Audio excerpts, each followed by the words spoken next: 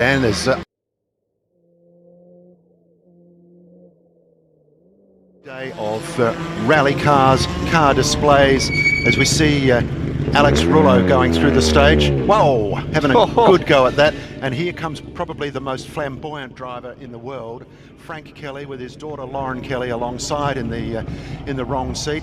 And this should be, I expect a bit of showmanship in this one, Dan, don't you think? Never waste a crowd. Oh, absolutely, absolutely. This man in the wet yesterday certainly put on a show at Wayroa, and that was another fan-friendly stage. This one, I'm sure, will be no exception to the rule. These guys sent up in 30-second intervals. Here we go. Revs are rising on this classic Ford Escort. We're underway, and straight away he goes into a slide. We're going to see a real show around here, aren't we? Into turn number 2. Is he going to even apply the handbrake? Yes, he certainly is. Oh, look at this. Flicks it around. He's like a dancer, a ballroom dancer, the way he's flinging the car from side to side.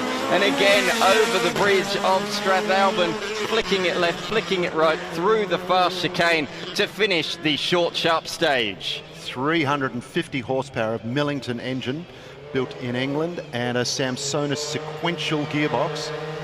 Here we go with Stuart Reid, just arriving.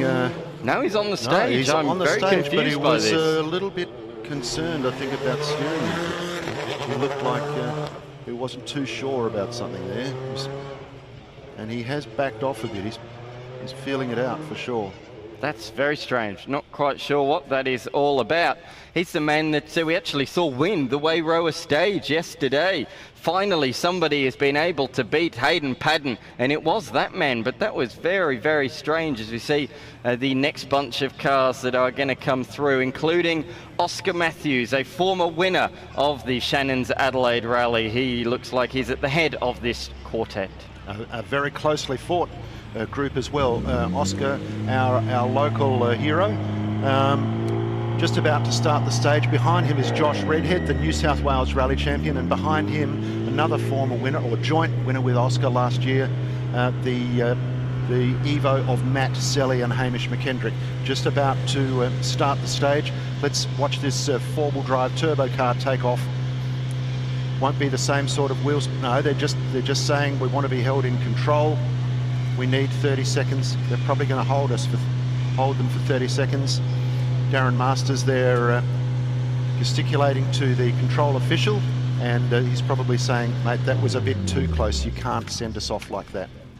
This man has been in third for much of the weekend. However, late yesterday in those wet conditions, he did slip to 5th position behind the men directly behind him on the road right now. So the New South Wales champion, the New South Wales state champion in rallying, has moved up into position number 3 in his Hyundai i20.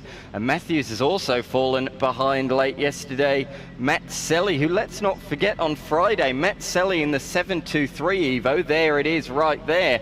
He actually missed a couple of stages yesterday, got given a couple of 1-minute penalties as a result, but despite that, has really moved through the field the last couple of days recovering, and now sits in position number 4, just 3 seconds behind that bright red Hyundai. These guys coming into today, Nick, are separated, these three, by 20 seconds.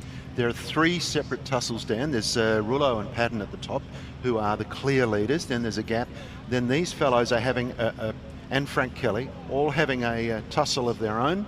And really, it's all about, can we get into the top 10? So there's 3 sort of separate tussles going on, including a couple of our Indonesian drivers who are actually stepping up as the event goes on. Absolutely. That neatly brings me on to the point I was going to make about Nerwin, who's the first of the Indonesians. He's now moved up to position number 6, but very tight between he, Reid, who we just saw going through, Stuart Reid in the Mitsubishi Mirage, and also Kelly as well. Those guys separated by just 20 seconds as well. So we got some fantastic battle packs. Yes, Hayden Paddon might be leading the rally by a minute, but beyond that, Nick, it is ultra tight.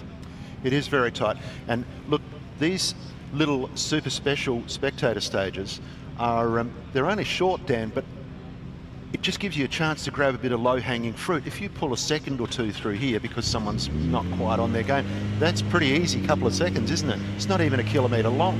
Yeah, certainly and is. Oscar's ready to go. This will be committed. You're going to see someone trimming every little bit of road that they can. It'll be as straight line through barriers as we can get. He will be looking for a couple of easy seconds out of this. There he goes, great all-wheel drive grip, giving him the power immediately into turn one. The only problem with these Lancers is they can be prone to understeer on corners like this on tarmac, but he's negotiated that really well. Through the chicane, through the Shannon's kink, and then over the bridge for the first time, and then through the final chicane, and then around what was known last year as Bollard Bend. It's now water barriers there, really stopping you from cutting through there. So water barrier bend, and off goes Redhead straight into the course. Is he going to apply a little bit of handbrake, or is he going to take a more traditional circuit racing line? Yes, he's opted to do the latter. Through the chicane, really weaving, doesn't want to hit those water barriers. They are heavy, heavy things. You do not want to make contact with them. You can do damage to your vehicle. It's quite a committed run. That was ultra close to the water barrier, wasn't it? Very nicely done. And here we have a former Shannon's Adelaide winner, Matt Selley. Two-time South Australian Rally champion Matt Selley in the Mitsubishi Evo. He'll be looking to try and get some time back. He slipped down the charts, as he said, earlier in the event, but he's back now, and the car seems to be fine, Dan. I don't know what their gremlin was, but it's certainly pushing it in his opportunity here to try and just make sure he doesn't lose any time to these other guys. As we say, just 3 seconds behind Redhead. Oh, he lost the rear there a little bit as he came across the flying finish. That was a little bit of a sketchy moment, but he was able to keep it under control. Up next, we have the BMW, Nick. Of Adam Kaplan, and Dale Moscott is in the chair. On the notes, Dale has rallied at World Championship level with the Petter Motorsport team, and Adam has driven everything. He's been a winner in this event in recent years, and this car, beautiful chassis in the BM, and now Lockie Cox, local Adelaide Hills man in the Ford Escort. You'll see the front front inside wheel lift in the air through corners as it oh, look at that, Dan. Whoa. So it's a pretty stiff sway bar in the front of that car. It certainly is. But Lockie will drive the wheels off this thing, and he has been all weekend. He's really punching above his weight, isn't he, Dan? He certainly is, absolutely. He's in position number 13 at the moment. He was really quick in the wet yesterday.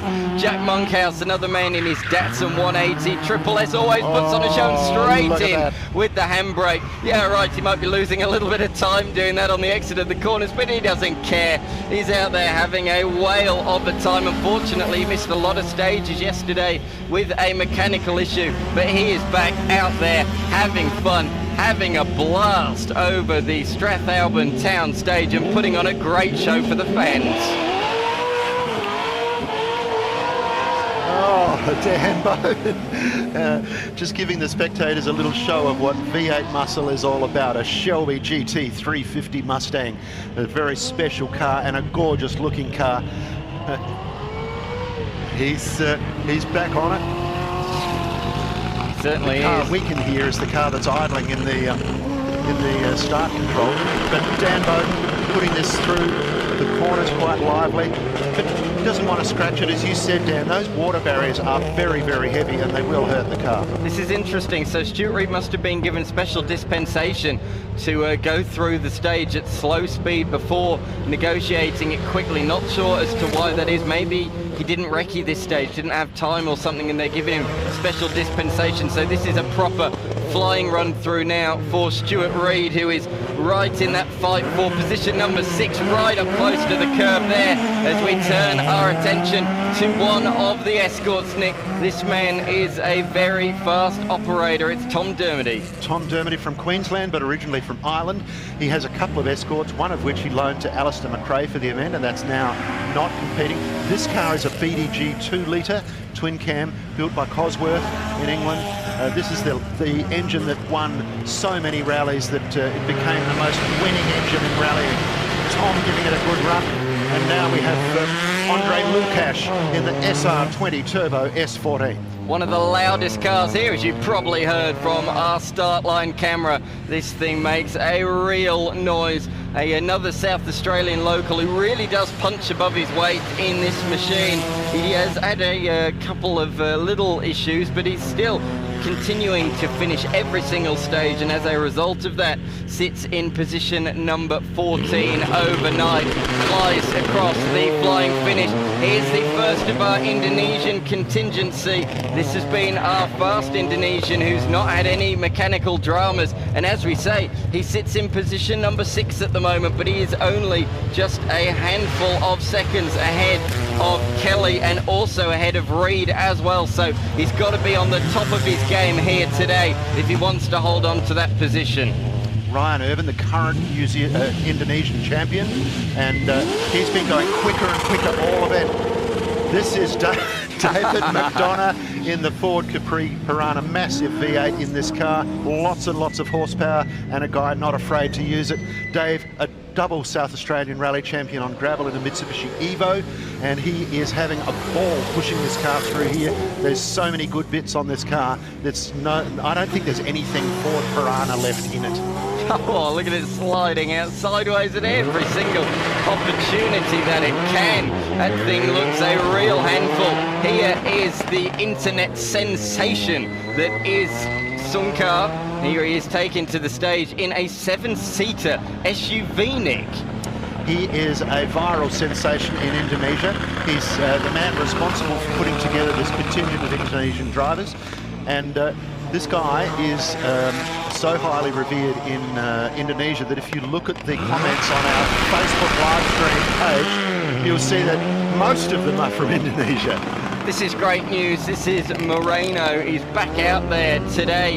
Unfortunately, yesterday had mechanical issues, electrical issues in the first stage, and that meant that we didn't see him for the rest of the day, but they've worked hard to get that repaired throughout yesterday. It actually made it to the town, in the town for the party, the street party last night. But great to see him back out there. The 21-year-old and his 20-year-old co-driver hitting the streets of Adelaide once again. Their final ever rally together. Jonathan Moyer in the Victorian-built Ford Escort Mark II with Millington 2.5 engine, 360 horsepower on tap, an Australian Hollinger sequential gearbox with paddle shifts. Just watch this. This will be driven like there's no tomorrow. This man was sitting in third position on Friday until he suffered mechanical dramas, but he's been the third fastest since rejoining the rally as well as he slides across the finish line. That was a real fast run, one of the fastest ones we have seen so far. John Connolly and Michael McMichael are going to be next. Looks like there's a little bit of confusion. He's come in at a bit of a weird angle to start the stage. Not sure what exactly is going on. Like you can we see have a little lull, maybe. Yeah, he's talking to the officials about something or other. Talking to June Bunker-Murat, who is the ever-present control official. Dan, I cannot think of a rally that June hasn't been at. She's one of the 400-plus volunteers that put in their time willingly and do it again and again and again. There's June. She's so competent at this. She's been a stage commander, a steward. She even got recognition from Motorsport Australia for the work that she does. She is a stalwart of rallying, and she deserves a bit of applause. If you can hear us on the PA there, give her a cheer. Good on you, June. If you are here at the stage and you're listening to us on the PA, we are also live streaming both runs of the Strathalbyn Town stage. So head on to YouTube or Facebook, the Adelaide Rally YouTube or Facebook page, and tune in to all of the live coverage here today. John Connolly piloting this car. He owns the car. Michael McMichael fettles it. And this pair have been together for many, many Adelaide rallies. John, of course, the pen man for the motoring section of the Australian that you read on a Saturday, and he and Michael wouldn't miss this event. They're getting on in years, but they would not miss this event. They love it. And Michael McMichael has driven most BMWs, I think. Certainly, Nick Strathalbyn is going to finish things off in the competition / Rally Pro category. The outright winner later on today, Nick, will go home with $20,000. That's big prize money, and Nick Strakheisen and Mike Dale, hard chargers. Mike has been the gun for hire co-driver for so many different drivers in South Australia and even interstate. He's rallied all over Australia. He's a good man on the notes, and Nick is a very, very capable steerer. He certainly is. He's won the competition classic class, I believe, on a couple of occasions, or certainly been in contention in his 944 Turbo, as the name suggests on the back. Away he goes, or a little bit of tyre smoke there as he burst into wheel spin off the line. It might be one of our lower powered cars, Nick, but it still packs a punch through turn number 2 and onto the back section of road, through the fast chicane and then through the Shannon's kink. They're really attacking that with vigour this year as he goes over the bridge and towards the water barrier bend. Hey folks, there's a plethora of reasons to come down here to Strathalbyn today, including more coffee shops than you could shake a stick at, lots of pubs to have lunch in, and even a display of all kinds of cars on the grassy banks of the River Angus down here in Strath. So I'm going to go and interview some of those entrants in the horsepower crew display that's on now, the show and shine.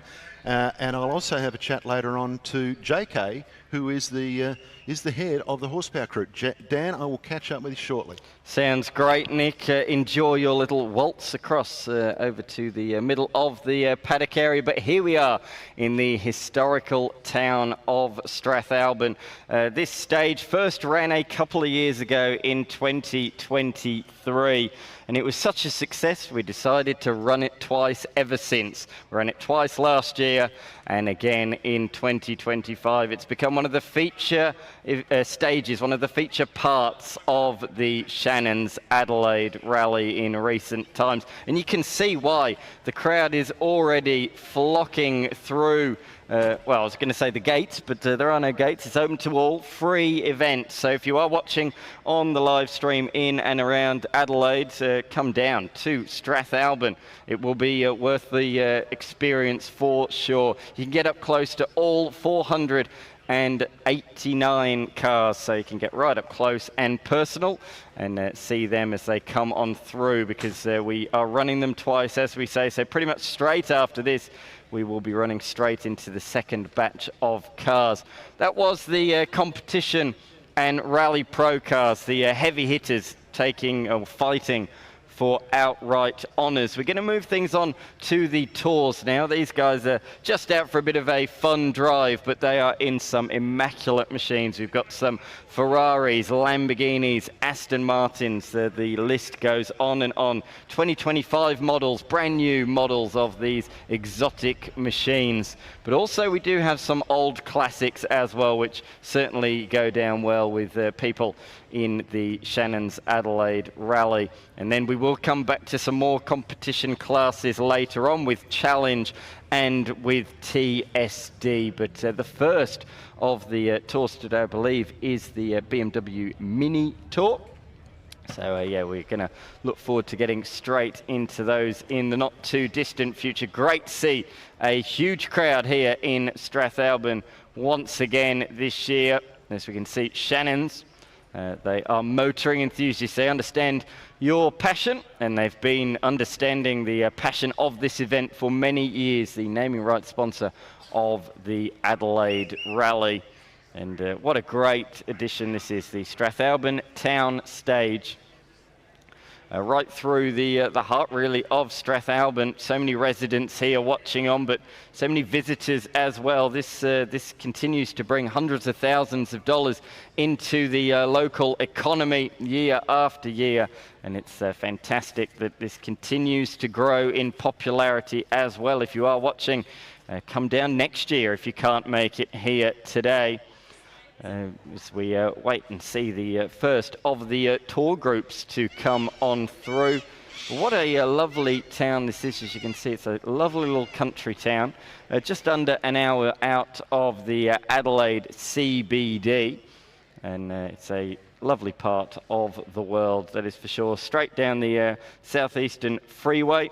get off at the Mount Barker exit, and then it's a lovely country drive for around about 15 minutes to end up right where we are here, as you can see. Not in the Adelaide hills so much as we were yesterday with the beautiful hills that we saw, but a bit flatter out here. But certainly a lovely part of town, that is for sure. Brilliant drone footage being brought to us by the Streamcraft media team. As I say, if you are listening on the PA here around the Strathalbyn town stage, you can watch all the action on YouTube and Facebook as well. So head onto the Adelaide Rally YouTube or Facebook page to watch all of the action and see one of the many volunteer officials. As I say, there are tons and tons of them this year. We continue to grow not only in car numbers, but also in volunteer officials as well. Just a couple of years ago, we had 320, which sounds like a lot over the 3 days. We upped that last year to 375, and this year we have over 400 officials. In total, we have 411 of them. So yeah, a huge amount of volunteer officials this year, 411. If you want to be part of the event as a volunteer, make sure next week you head on to the Adelaide Rally website and register your interest. We've got 411 officials, but as I say, we've got even more cars, 488 cars. That is capacity. We couldn't fit in any more this year. Sold out 7 weeks ago, incredibly. What an incredible event this has become. It is now, everybody, get this. This is now the biggest tarmac rally event in terms of entrance in the entire world. Yes, you did hear that correctly. The Shannon's Adelaide Rally is now the biggest tarmac rally event in the world. Over the course of the 3 days, they've completed 100, or will complete, hopefully, 147 kilometres of competitive stage action. And that is, it's over 600, I've got it on my T-shirt actually, 663 kilometres of stage, but also the runs between stages as well. So a total of 663 kilometres is completed in distance, but as I say, 147 of which is competitive kilometres. So many different tours, so much to sink our teeth into here today, not only this morning, but also later on this afternoon as well. We've just seen the competition class cars come through. Jonathan Moyer certainly put on a show, didn't he, in his Ford Escort? Well, here's a little package. Nick had a chat with him earlier on in the weekend. Welcome to the Adelaide Rally 2025. I am down here with Jonathan Moyer, known to his mates as Big Jono. Jono, welcome to the Adelaide Rally. Yeah, cheers. Thanks for having us, mate. That was good. First thing I want to do is congratulate you on your inspired drive a couple of weeks ago at the Great Tarmac Rally. For those of you who didn't follow it, I think you went into Sunday a bit down in the field. Yeah, we had a bit of a new diff, a few bits and pieces, throttle motor played up. We fixed all that on Saturday night and thought we'd better have a crack in the wet weather. So with 100 kilometres competitive to go, you pulled 2.5 minutes on the rest of the field. Yeah. How satisfying was it to give this thing a real nudge the way you did? It was actually really good, and if I'm honest, it's still got so much more in it, like, you know, beyond my capabilities. The car's faster than I am, let's put it that way. Yeah. I think it's probably faster than a lot of us. What's your background in motorsport? Have you always been a rally guy, or does it extend into other categories? Look, motorsport, I did gravel rallying back in the 90s, and then I moved to Queensland, didn't rally for 10-something years, and my mate grabbed me and said, come and have a go in the car for a sprint. And I loved it, ended up buying a car and building a gravel car for myself. And did a few events in that, and then just work and everything got in the way. And another 6 years later, Gordon built me this at Flash Motorsport, and here we are. Yeah. Well, that leads me to my next question. There's a number of escorts here this weekend, some very good ones, and a lot of guys, even who live in Australia, choose to get their cars built in Wales or Ireland or whatever. You chose to have yours built in Australia, in Melbourne, by Flash Motorsport. What's the connection there? Look, Gordon was a good mate who I started rallying with, a mate of mine in school, and and they kind of knew each other, and Gordon was looking to go out and do something, and I said, well, do you want to build my car? And look, it evolved far more than what we originally thought we were going to build. I think pretty sure Gordon hates me for that sometimes, but the end result speaks for itself. So yeah. And those guys, the Flash Motorsport guys, are at every event with backup for you and making sure that the car gets to the finish. He will, move heaven and hell for a car to be ready. If he says it's going to be done, he says it's going to be done, it's done. So, this car was in pieces after we backed into a bank a few weeks ago, and it's been panel shopped and everything, and it's all ready to go. So, yeah. And it is still immaculate. And guys, if you get a chance to have a look at this car over the weekend, it is absolutely pristine, new car dealership showroom quality. So I'm going to get Jonathan to give us a bit of a guided tour of all the things that are in this car. I know it's a Millington, and also very excited to see that you're using an Australian Hollinger gearbox. Tell us everything about the build, which is just absolutely next level. Right, we started with a car that I've had since 93, 94, I think, or 95, I can't remember, somewhere there, and used to have an alloy roll cage in it and bits and pieces, and we'd sat in my mate's shed for years, and he just said, come and grab your car back and build it with that. So it's got obviously a Millington 2.5 litre, running drive-by-wire, Hollinger, which is paddle shift only, because they won't do a gear shifter or a paddle at the same time. So we've got that in it. It runs launch control, ABS, Bosch Motorsport ABS. It's got all wheel speed sensors. It's got everything done. Like, if you think of something in a modern car, this car's got it. Yeah. Absolutely, it has, and the quality of the fabrication is just mind-blowing. I mean, as a former escort punter myself, this is like the lolly shop of escorts for me. It is. I tried building one, and I thought I did all right, and my gravel car's still running, it's fine, but this is another level. Like, Gordon is a bit of a magician. Yeah. Even the drive-by-wire setup is their own work. Are they doing that kind of stuff for other people as well? So we had to modify the back of the Millington engine to accommodate it, and then make it so pull out springs and everything, because it's all a roller barrel throttle, so it all had to be done to match that, which is a bit of a pain in the ass trying to get the spring rates right so that the motor works. And we've been through one motor, so we used the Gen V motor, and now we're onto the EFI hardware, the Australian guys in Victoria.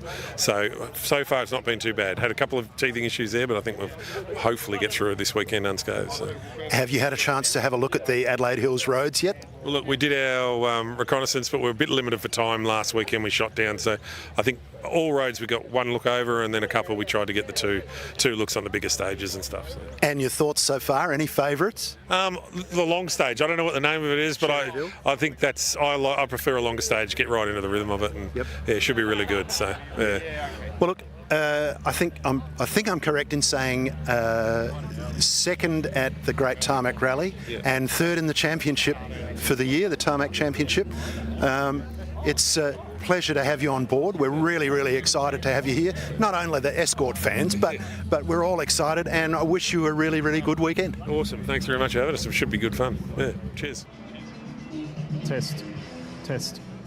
We can see the Strathalbyn stage here in the live stream. Great to have you a company of the Shannon's Adelaide Rally in 2025. We're just here in the last couple of BMWs heading up the hill there. You can see we are right in the heart of the little town of Strathalbyn, the Strathalbyn lunch stop and town stage. So they roar off on Catherine Street. They turn hard left a 90-degree corner into Donald Street. They then turn hard left again onto Rankin Street through a chicane and then over the bridge. And then they turn right just in front of the church, a couple of switchback corners, and then turn hard left before they cross the start-finish line. It is only a small stage, the smallest stage on the Adelaide Rally, but one of the most popular for the drivers. They can really put on a show in front of a big crowd of people, and we can see that the crowd have certainly flocked here already this morning. So many people jumping on board with this event in recent times, not only, as we say, drivers being now the biggest tarmac rally in the world, but also dogs as well, as you can see here in force today. So we've got four-legged friends here as part of the event as well. We also have the show and shine, which we can see from the drone footage, a great part of the event this weekend. So throughout the day, Horsepower crew will be judging those cars as the sort of best presented award. Nick will bring us all of the action down there. There's many cars. I think there's about 60 in total that will be judged by Horsepower crew, but also by Scott Pye as well. Yes, the Sandown 500 winner from 2024 is here. He's competing, driving up the stages in a Lamborghini Urus, but he will also be judging the show and shine as well in the not too distant future. That will be around about 1 o'clock local time. So if you want to see the trophy presentation and who will take out those honours, make sure you head over there at 1 o'clock local time. There's also a Discount City Tyres prize draw as well. There's a photo opportunity with JK, so there's a lot going on all around. Look at that thing. I couldn't even tell you what that is. A little propeller plane. That is a bizarre piece of machinery. How cool is that? From long range, it just looks like a normal helicopter, but zoomed in, as we can see on the shots, it's a little bit more than that, as the next batch of cars are heading onto the start line. It's the Zagami Tour. So let's find out a little bit about what Zagami is all about. Zagami Tour has been part of the Shannon's Adelaide Rally for many years and includes a large variety of modern sports cars and supercars. This category is tailor-made for somebody that loves modern machinery, made by Ferrari, Porsche, McLaren, Maserati, and even Aston Martin.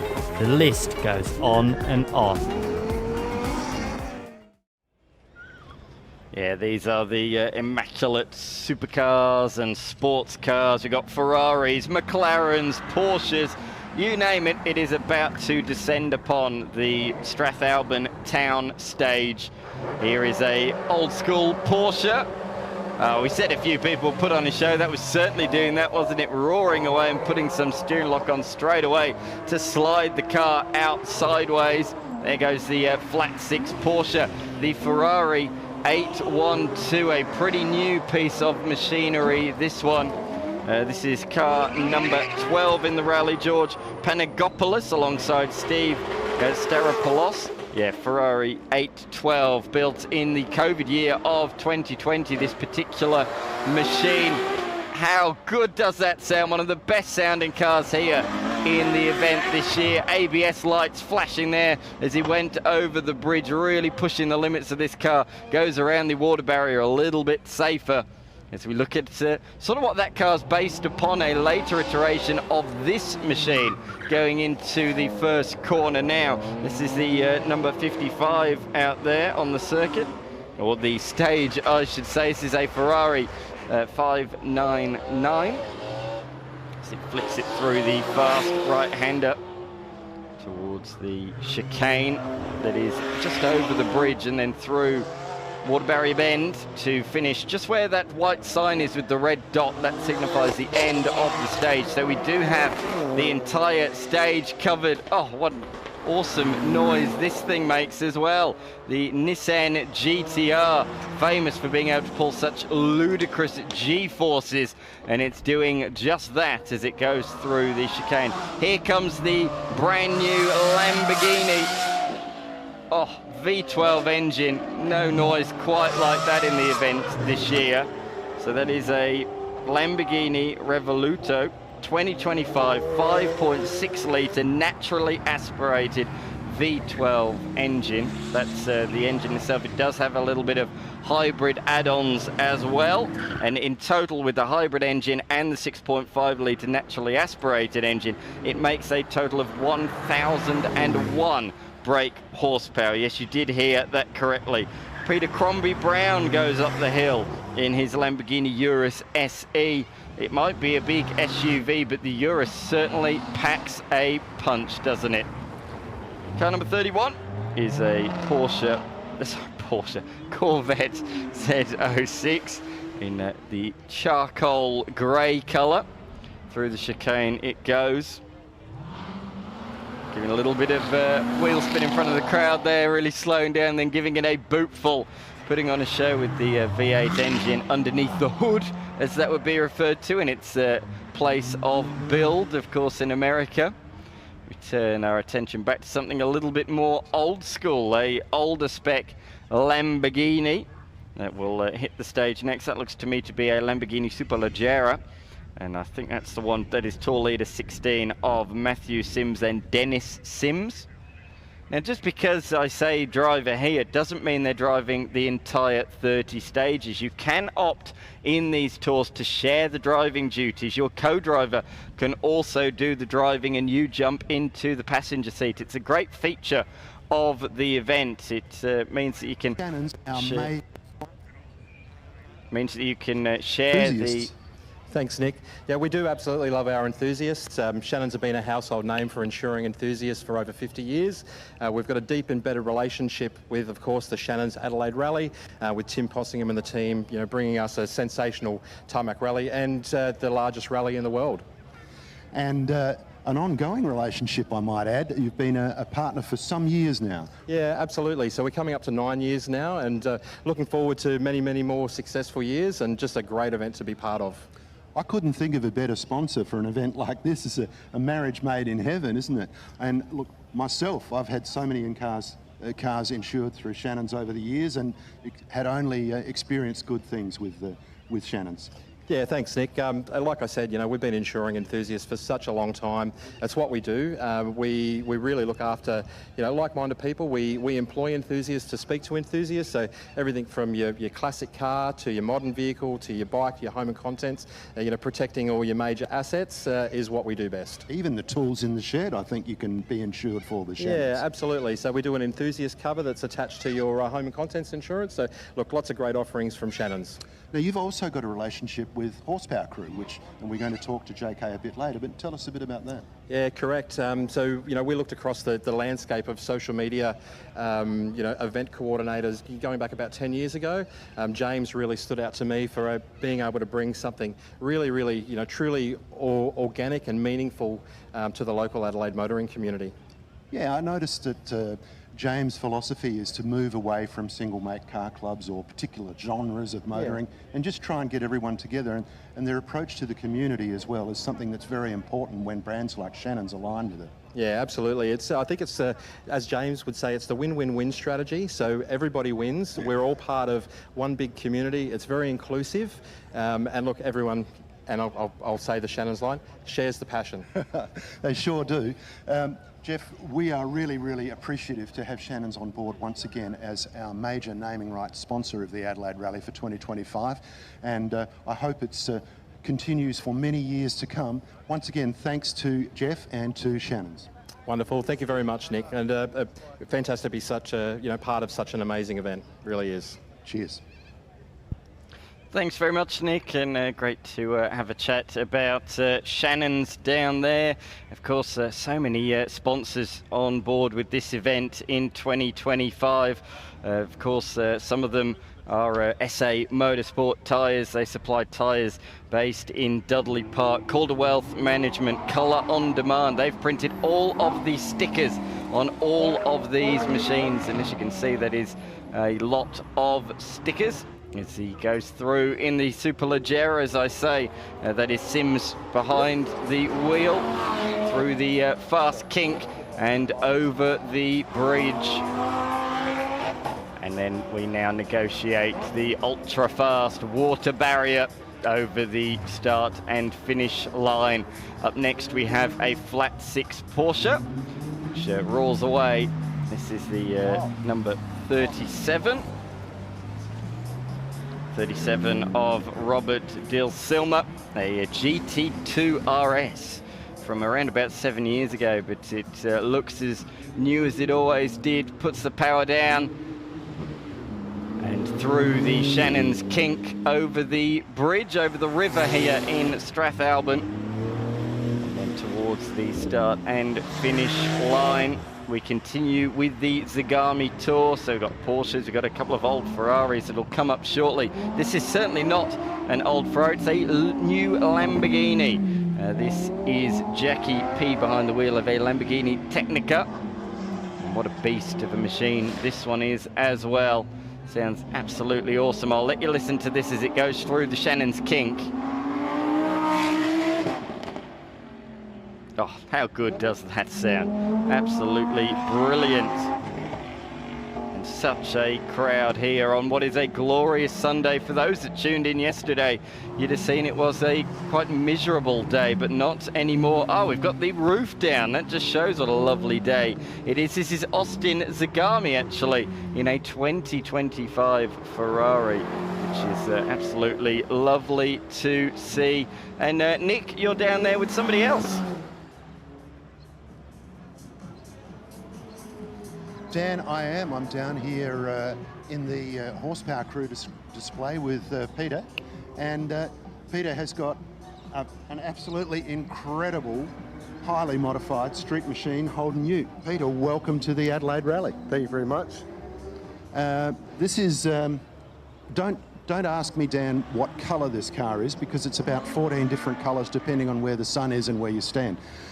Peter, what can you tell us about this car? Well, obviously I've had it for a long time. The colour actually I saw on a RX-7 back in the day, where it was just round, and I thought the colour would really suit the car itself because of the shape and all the different moulds and everything in it. So yes, the colour does have all different colours in it depending on what way the sun shines and everything. And this is the end product that it come out. So I think it's a fantastic. You very casually called it blue-green or green-blue? Well, the main colour is purple-green, but the purple-green's the most expensive colour range in the Chameleon, which is a true Chameleon, and it has all the colour range in all the Chameleon colours. Every colour of the rainbow? Yeah, basically, yep. Now, the engine in this, it's a pretty interesting engine, Dan. It's a Weber side draft carburettor with a supercharger. But tell us about the intricacies of this. And this is the engine that's been in it all the time, Peter? No, it wasn't. When I originally had it, it had a 202 blue motor in it. But I wanted to actually put it back to an original state in a sense. So I went back to a 179 HP. And then I thought, well, just to spruce it up a little bit, I'll put a little supercharger in. With a 45 side draft Weber. Took a little while to get that all fitted and everything else, but I wanted to set it all underneath the bonnet, and that's the finished product as well. And it sounds to me like you've done the bulk of the work yourself. I have done a lot. I didn't do the paint work, obviously, because it's very expensive paint. But yeah, I did a lot of the body work myself, put it together pretty well myself. Obviously, after all those years, finding everything, I'm amazed that I did still have everything. But yeah, everything went back together really well as it did originally back in 1991. Peter, it's an absolute credit to you. Thanks so much for your time talking to us today. You're welcome. And Dan, you've got to come down and see this car. It is a work of art, and I'll let you go now and talk about the cars that are running through. Thanks very much, Nick. Yeah, I think I do need to head down there and have a bit of a look. But to be honest, Nick, I can't take my eyes off what's on the track at the on the stage at the moment, because there are some immaculate machines that are coming up at this point in time. One of which is an Aston Martin V8 Vantage that's about to hit the circuit as he rolls up towards the first corner. This is number 61, as I say, an Aston Martin V8 Vantage from 2008. Frank Grosser behind the wheel of this machine on this particular stage, just following an Audi directly ahead of him. And he's going to quickly catch it through the Shannon's kink and then over Bridge Bend. It's a brilliant little course, this one, as we say, built first run just a couple of years ago. And yeah, the Aston Martin very much now being held up by the Audi at the end of this stage. And there, look behind the McLaren with the big rear wing popping up, a bit like a DRS system when it applies the brakes heavily. Up comes the rear wing. We saw it in motion as he came back off the brakes. It fell back down once again. So that's to produce some real downforce under brakes and really stop the car even quicker than it already does. Another Corvette, of course, these things very popular these days. And not only American muscle cars, they are real supercars these days, aren't they? A lot of people think they look like Ferraris. Nick said that himself. It really does sort of look like a European-style supercar, but it is not. It is a American Corvette. And we're going to finish things off in this particular section with a Toyota Yaris, a GR Yaris. And Nick, you're a busy man. Who are you with now?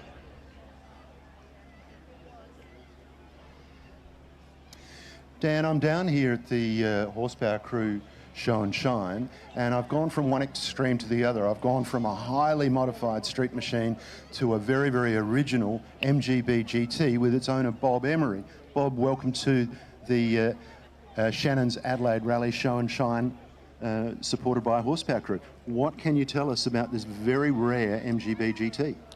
I've had it for 26 years. When I first bought it, I did 100,000 miles in it as it was. It got a bit rough looking in after a while, and it's been laid up for 5 or 6 years, full total restoration from the ground up. And I've had it on the road for about 16 months, and I've already done 20,000 kilometres. It's not just a show car. I live at Robe, and if you want to go for a decent drive from Robe, you've got to do about 500k, so it does a lot of work, and it's a lot of fun. So it's no trailer queen, it's a road car in every sense. Bob, I had an MGB Mark II, and it had the 4-banger engine. How much difference does it make with this beautiful V8? It makes a heap of difference.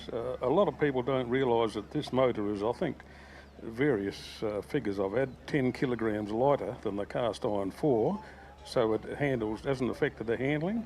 And the mileage is even a little bit better, I think, than a lot of the 4s. And it goes like stink, so what more could you want?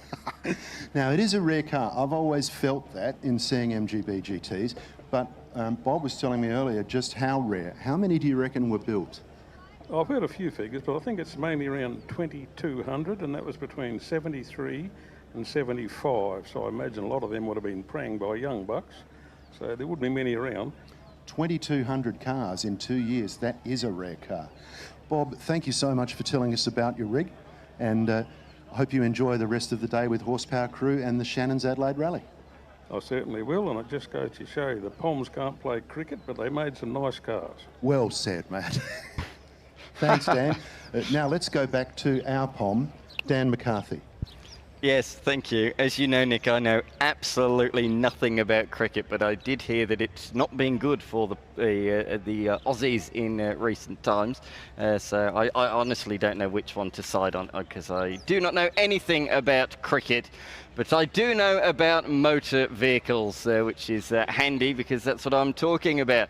So yes, we do have a GR Yaris that will be up first, and we continue on with the Zagami Tour. So we've got a whole host of different machines here lined up at the front of the stage. We're going to quickly move on following this onto the Solitaire Tour.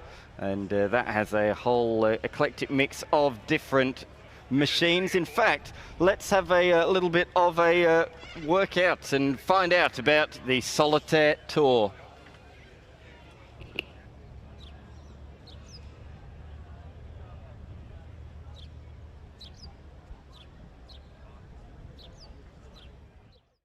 Tour returned to the Shannon's Adelaide Rally in 2024, and this group contains a large amount of supercars, but also sports cars.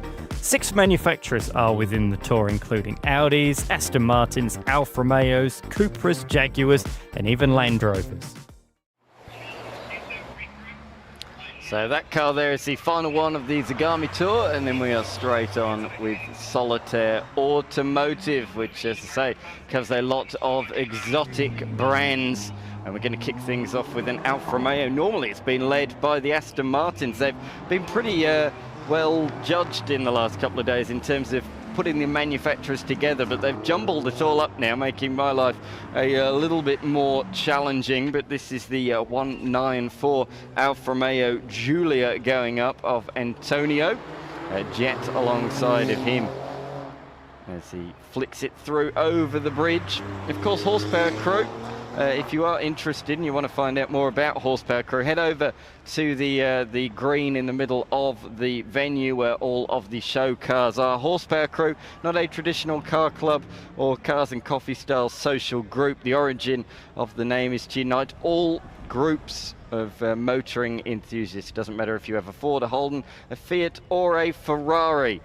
They all have oil pumping through their veins. They unite the community, small businesses and charities to make positive impacts, memories and everlasting relationships. So it's all about just getting car enthusiasts together and having a real good time, which is very much like the Shannon's Adelaide Rally. They also share our passion. As we look at the first of the Audis going up now the hill towards the finish of the stage, and a Jaguar, a bigger Jaguar. That is the F-Pace going up the hill. Flicks it through. It does turn quite well, this, and it sounds absolutely fantastic. The F-Pace SVR it is, just going up the through the Shannon's kink, but as I say, this thing really does sound good. It might be a big SUV, but it turns quite well as well. Quite a nimble thing. Photographers there on the inside, they've got a fantastic vantage point where they are, haven't they? Watching all of the action. Andrew Noyce heading up the hill now in a Audi RS3. We've got a couple of different variants of the RS3 from a number of different years. This is the hatchback, just going up there at the moment. The RS3 hatchback from 2023, but we do have the sedan as well that will go up the hill. But doesn't that look absolutely glorious in the apple red colour? Another Jaguar on the start. Oh, great acceleration towards the first corner. Got a few Jaguars, few Jaguar F-types from the last few years in the next batch. So what we call them is packets. So they're all within a packet of around about 12 to 15 cars. It's very cleverly run, this tour system. So there's a tour leader and a tour follower. And within that, they have about 12 cars as part of their packet that they must look after over the course of the event. Make sure nobody's left behind or nobody's waltzing on ahead. So you can't overtake the tour leader at the front. You can't overtake or fall behind, sorry, the tour follower at the back. So it keeps everybody together within their packets, and this is a bit like a school excursion when you're in primary school. A teacher at the front and a teacher at the back. They don't want to lose any students along the way, because there's a lot of kilometres that they are covering over these 3 days. As I said earlier on, a total of 663 kilometres they are covering, 147 competitive kilometres. But even today, the liaise section and the competition section together total 174.3 kilometres on today's section alone. A large bulk of that is actually the drive up here to Strathalbyn. Once they get here, we do have a couple of stages with 2 runs of Macclesfield and also Strathalbyn as well. Nick, back down to you, mate.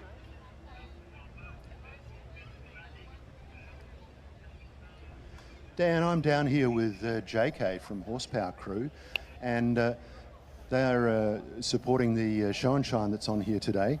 And JK, welcome to the 2025 Shannon's Adelaide Rally.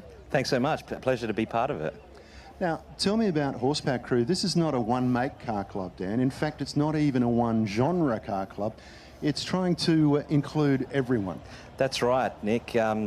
Many years ago, I found that, like my dad, as an example, he had a chrome bumper car, so he would go with certain car clubs, and then I had a Japanese car, and I'd go with certain car clubs, and I was like, hang on a minute.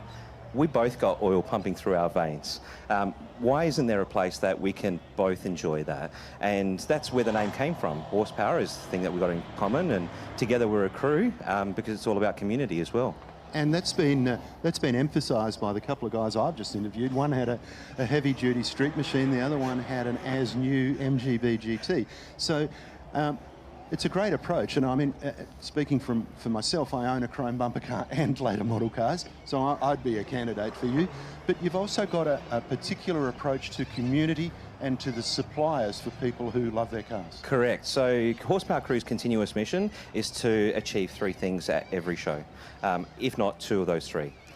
To have a positive impact on South Australia's motoring enthusiast community, small business, and charitable causes. So as you can see here, the whole community is engaged. Every year, make, model.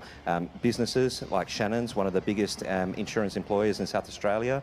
Also Performance P Platers and City Discount Tyres also supporting us. And then we also make sure that we always kick something back to charity as a result from the entrance support as well. So that's how we tick the 3 boxes and meet our continuous mission. That's a pretty good mission statement. I don't think I've been in a car club before that's ever had an approach like that. This is very refreshing, and I can see that it's also very well attended. How many members do you have? So we have actually 47,000 followers on Facebook alone, plus our Instagram, plus YouTube, and also our email and SMS database. It's huge. And the modern car club exists on social media, doesn't it? That's just how it works. It really is the place, the digital playground, when we're not in this playground.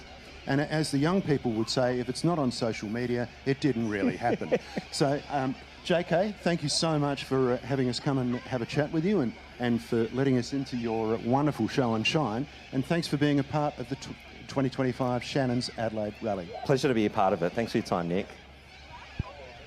Thank you very much, Nick. Absolutely great to have a chat with the team down at Horsepower Crew, and great to have them a part of the event this year. Scott Pye will be down there judging the event in around 1 o'clock local time here, so that will be in just an hour and a half's time that will occur.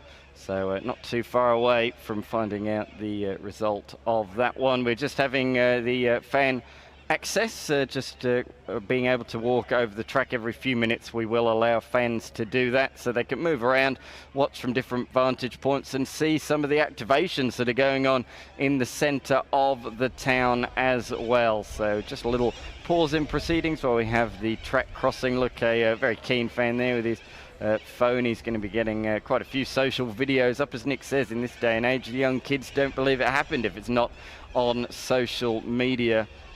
But what a crowd we have, and what a day we have as well here in Strathalbyn. We've seen from some of the drone shots, certainly very different to what it was 24 hours ago when we were in the pouring rain of the Wairoa stage. Probably a few of those people that couldn't attend Wairoa yesterday due to the rain have probably come here. It's not too far away from Stirling and Aldgate, just around 25 minutes, 30 minutes from where we were located and situated yesterday. It's further southeast, so I probably reckon that is where they have come from, a fair few people. So great to have them here, as we can see the town of Strathalbyn and the surrounding areas as well. And there it is, the Horsepower Crew Show and Shine event as well. And clearly there's a bit of interest down there. The bonnets are up. There's lots of cars to go through before determining the winner of that. But there you can see the course as well. So they come from the top left of the screen down that stretch through the fast temporary chicane with the water barriers, and then through the Shannon's Kink and over the bridge with the river going through the town of Strathalbyn. We are continuing on with the Solitaire Tour as the Aston Martin launches away. Tour leader number 1 is the next car up the stage, and it's Luke O'Neill in his 2025 Aston Martin DB12. Yes, it is a brand new Aston Martin heading up this stage. We've seen a couple of brand new Lamborghinis. Now we've got a brand new Aston Martin heading up there. We do have a Aston Martin James Bond edition car as part of this as well. Here we are, AMR, Aston Martin Racing on the registration plate. That's what that stands for. Through goes Brad Gallard in a 2019 Vantage. Of course, these are the car, one of the cars that's used in the Formula One as a safety car vehicle, of course, the Aston Martin Vantage. and so as well is the Mercedes SLS, or the Mercedes AMG as it's known now. Of course, the Mercedes Tour will be up next in just a few moments' time, so if you like your Mercedes brands, then this is the one for you. It looks like we're already there, but there's a rogue Audi in amongst them. So he's been dropped behind a little bit. So we're on to the Mercedes Tour now, with 112, the first of which to head up the hill on this particular run through. Through he goes. He is pushing, isn't he? He is not holding back through this particular stage. That is, oh sorry, it's Cassandra Brooks, sorry. Behind the wheel, brand new Mercedes-Benz GT63, and we got a relatively new AMG GT on the grid as well, set to blast off 0 to 60 miles an hour, or 62 miles an hour, 100 kilometers an hour in pretty much bang on 3 seconds, this machine. Let's see if we let rip and do just that before they get down towards turn 1, the tight 90-degree right-hander. You're about to hear the revs rise and blast off towards that first corner.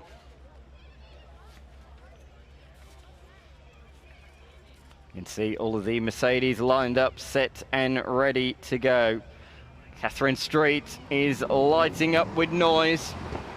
Well, that probably wasn't the ultra fast start down there to get to 100 k's an hour, but not too bad through the second of the left hand. Well, the passengers got their hand out the window, so it's clearly just a nice drive for Todd Hughes heading up the hill. Chris with his hand just on the window frame, past the church on the right hand side, through the bridge bend and then around Water Bollard bend as well.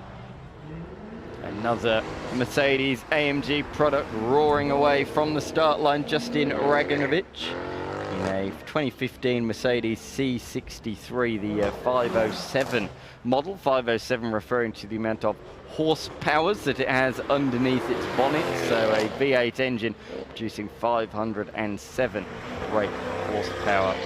And even the sunroof is open. People really enjoying these lovely conditions today after yesterday. In fact, it looks like a large bulk of them have their sunroofs open, including the driver of the Mercedes GLC 63S of Stacey Phelan, Kelly Townsend alongside of her. So a couple of ladies having good fun going up the course. This really is a great stage. Yes, all right, it's not got some of the lovely flowing corners that these Adelaide Hills roads have, but it's unique in its own right. It's like a super special stage that they would have in the World Rally Championship or the Australian Rally Championship. It's a short, sharp stage where the fans can get right up close and personal to all of the action. There's many other sort of fan stages, not quite like this one, not straight through the town of Strathalbyn, but there are some more stages to come that are spectator friendly, including the Sturt Valley stage, the very final stage on the Shannon's Adelaide Rally this year. That will commence at just after 2:30. So head down towards the sort of Stirling area and Crafers area down at Sturt Valley if you want to watch the final stage up close in a more traditional rally sense. So that's a more traditional stage. I actually did that stage on the way to Nick's house, and then we came travelling together from there. But it is a glorious piece of road, I can assure you of that, having driven on that this morning. It's so amazing what this team do. We said about the volunteers, over 400 of them, and they go around the place, around the town of Adelaide. And while we're here, there's another 3 or 4 stages going on simultaneously elsewhere, because there's so many cars this year. The competition class cars are already on the first run through the Macclesfield stage. Meanwhile, we've got cars here currently, but then there's also cars still on the previous couple of stages as well, including Mylor and Mount Lofty. So they're spread across 4 stages simultaneously, and it's an incredible team that really do manage it and make it all happen, put it all together, because as I explained yesterday, unlike a circuit race where you know, the likes of the Bend Motorsport Park or Malala, they host one event at one time. All the racing action happens right in front of their eyes. Here, they have 4 different stages happening simultaneously that they have to keep across.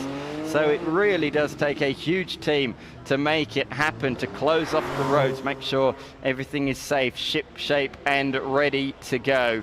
As we've now moved on to the Porsche Centre Adelaide Tour. A new tour last year. Great to have it a part of the Shannon's Adelaide Rally. And of course, that'll be followed directly by the Porsche Club Tour. So we've got 2 back-to-back Porsche tours. So if you like your flat 6s, now this is probably the category for you. We do have a few that aren't flat 6 Porsches, but the large bulk of them are. So if you do like your Porsches, then these are the tours for you. In the next couple of minutes, as through goes Kian in a GT4. Porsche GT4. Looks fantastic, doesn't it? And it does well in GT4 competition, not only here in Australia, but around the world as well. Oh, misunderstood the hand signals there. The countdown was mistaken for go. And then they got the countdown from 3, 2, 1 after that. So a bit of a false start there for the Porsche driver, just going through the second of the 90-degree left-handers. Car number 950. That is, of course, Kenneth Liu in a Porsche 718 Spider RS. Unfortunately there, Kenneth, you caught your little blunder on the Streamcraft live stream on the Shannon's Adelaide Rally web, Facebook and YouTube channel. So yes, if you are tuning in around the place, make sure you tune into the YouTube channel. Up next we have the Honda Tour. So here's a little bit of information about what this tour is all about. In 2024 was the Honda Tour. Last year the class consisted mainly of Honda Civic Type Rs. But this year the category consists of modern cars, but also the Japanese brand's cars dating back to the late 80s, including NSXs, S2000s and Integras. Yeah, quite a vast array of machinery this year, as I say, and we're going to start things off with a very, very new Honda Civic Type R right at the front of this grid. So yes, the Type R number 270, I think that is on the side of it. And yeah, that does make sense. It is Connor Lacey, Henry Chen alongside. That is a 2023 Honda Civic Type R. We're having another little pause in proceedings as we have another spectator crossing moment. As you can see, there's a real group that gather before these crossings happen every 5 or 10 minutes. People want to get over and see the place from a different vantage point. And I have to say, we've seen some big numbers in the last couple of years. I think this is the biggest crowd we have seen yet. Boy, oh boy, have people come here in droves today. And thank you all for coming. Hope you're enjoying what you are seeing here at the Shannon's Adelaide Rally. It is stage number 25 out of 30 of this year's event. And what a weekend. What a weekend it has been so far. It's challenge drivers left, right and centre. And I've just got actually some live results coming in from the various different stages. So I do get a bit of a live feed, and Hayden Padden continues to lead the way out in front of this rally. Yes, that is the Hayden Padden that raced in WRC competition for many, many years for the factory Hyundai team. He is a WRC winner, doing so in Argentina back in 2016. And boy, oh boy, is he a talented man. He's a 2-time European Rally champion. He won the Australian Rally Championship this year, becoming the first Kiwi to do so since the late Possum born. And fittingly, Hayden Padden did credit and really dedicate his Australian Rally Championship victory to the late Possum-born. What a legend of rallying in this part of the world he was. He was the Colin McRae, I suppose you would say, of the local scene, racing in Subarus for many, many years, as we can see. The first of the Hondas is just taking up the stage now. And what a stage it is. As Hayden Padden, as I say, continues to lead the way from Alex Rouleau. But down there in the grass, we have Nick with another visitor.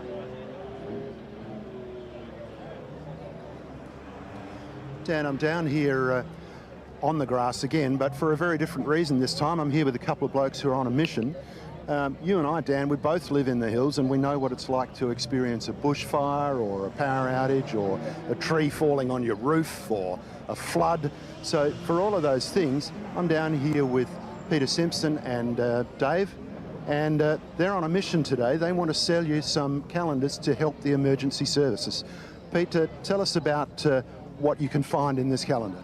Okay, so what we've got is each month is made up of a photo of the SAS volunteers here at Strathalbyn, the SES volunteers at Strathalbyn, and the 8 brigades that are make up our district group, each making up a month of the year. We're selling them for $15, and the funds go back to the brigades at the end of all these sales of all these calendars. That's a fantastic way to raise funds for the people who we appreciate so much, and they're so valuable in a crisis. Dan, you can buy one of these calendars down here if you want to help all these emergency services people for $15, which frankly is a steal, because you'd gladly give them $15 anyway because of the work they do. What else can you tell us about the work that the groups are doing in the area? Okay, so we've got the 7 active brigades, and then we've got the support brigade here at Strathalbyn. So we cover Blackfellas Creek, Ashbourne, Clayton, Malang, Langons Creek, Woodchester and Strathalbyn are the 7 active brigades. So we've got flatland and we've got a big hills area that we cover, and we've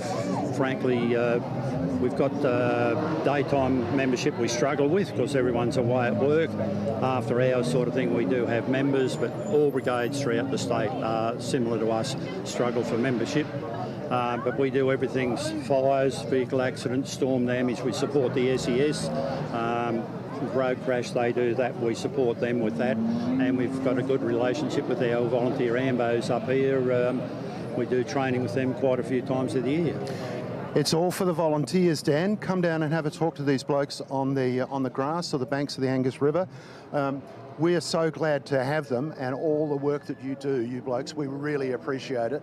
And if you ask nicely, you probably get Pete and Dave to autograph one for you, so you can keep it for the rest of your life. Unfortunately, I'm in one of them. We won't say which one. Thanks, Dan. Back to you. Thanks very much, Nick. As the calendar says, they are local legends, and thank you ever so much for everything you do. And yeah, we really do. I urge you guys, if you are here listening in, head down there and buy a calendar to raise money for what is a fantastic cause, of course. We have now moved on to the Porsche Club Tour. So the Honda Tour made a little bit of an undercut strategy early on this morning by the looks of it, and snuck ahead of the Porsche Club Tour, which I did promise you earlier on. Huge amount of cars in this tour this year. It's one of the many tours that has gained in the past 12 months. We've now got 33 in the Porsche Club Tour, plus the 17 in Porsche Centre Adelaide. So we've got 50 of these Porsche machines. But of course there are Porsches in other categories as well in the Shannon's Adelaide Rally. So we can see the bright yellow GT4 heading up the hill and through the Church Bend, or Bridge Bend as I've also called it throughout the course of the day. Straight after the Porsche Tour. If Porsches aren't for you, I imagine the Ferraris would be, but to be honest, I think in this day and age, everybody loves a good Porsche as well. As we see the 913 going through the second corner. That is Peter Axford turning onto Rankine Street. And Peter Axford, a familiar name, I would think, to many as he heads up there, always part of the Shannon's Adelaide Rally year upon year. So many people are, but register your interest if you are interested in competing in this event. The main tour, which will come up very shortly, that's for people like you and me, the passionate fans who just want to have a nice time driving through these Adelaide hills. And you are able to do that in the main tour. Not against the clock, but you can enjoy all 30 stages of the Shannon's Adelaide rallies. We look at one of the oldest cars in the event this year, the Porsche 356 SC, built back in 1964, over 60 years ago. The oldest car that we have in the event this year is the car built back in 1957. It's an Austin Healey, so that is 68 years old. So we've got some real classics in the event this year. As we look at the first Ferrari, so this is the Ferrari Club Tour, new to the event this year. And what a pleasure it is to have them a part of the event in this 2025 year.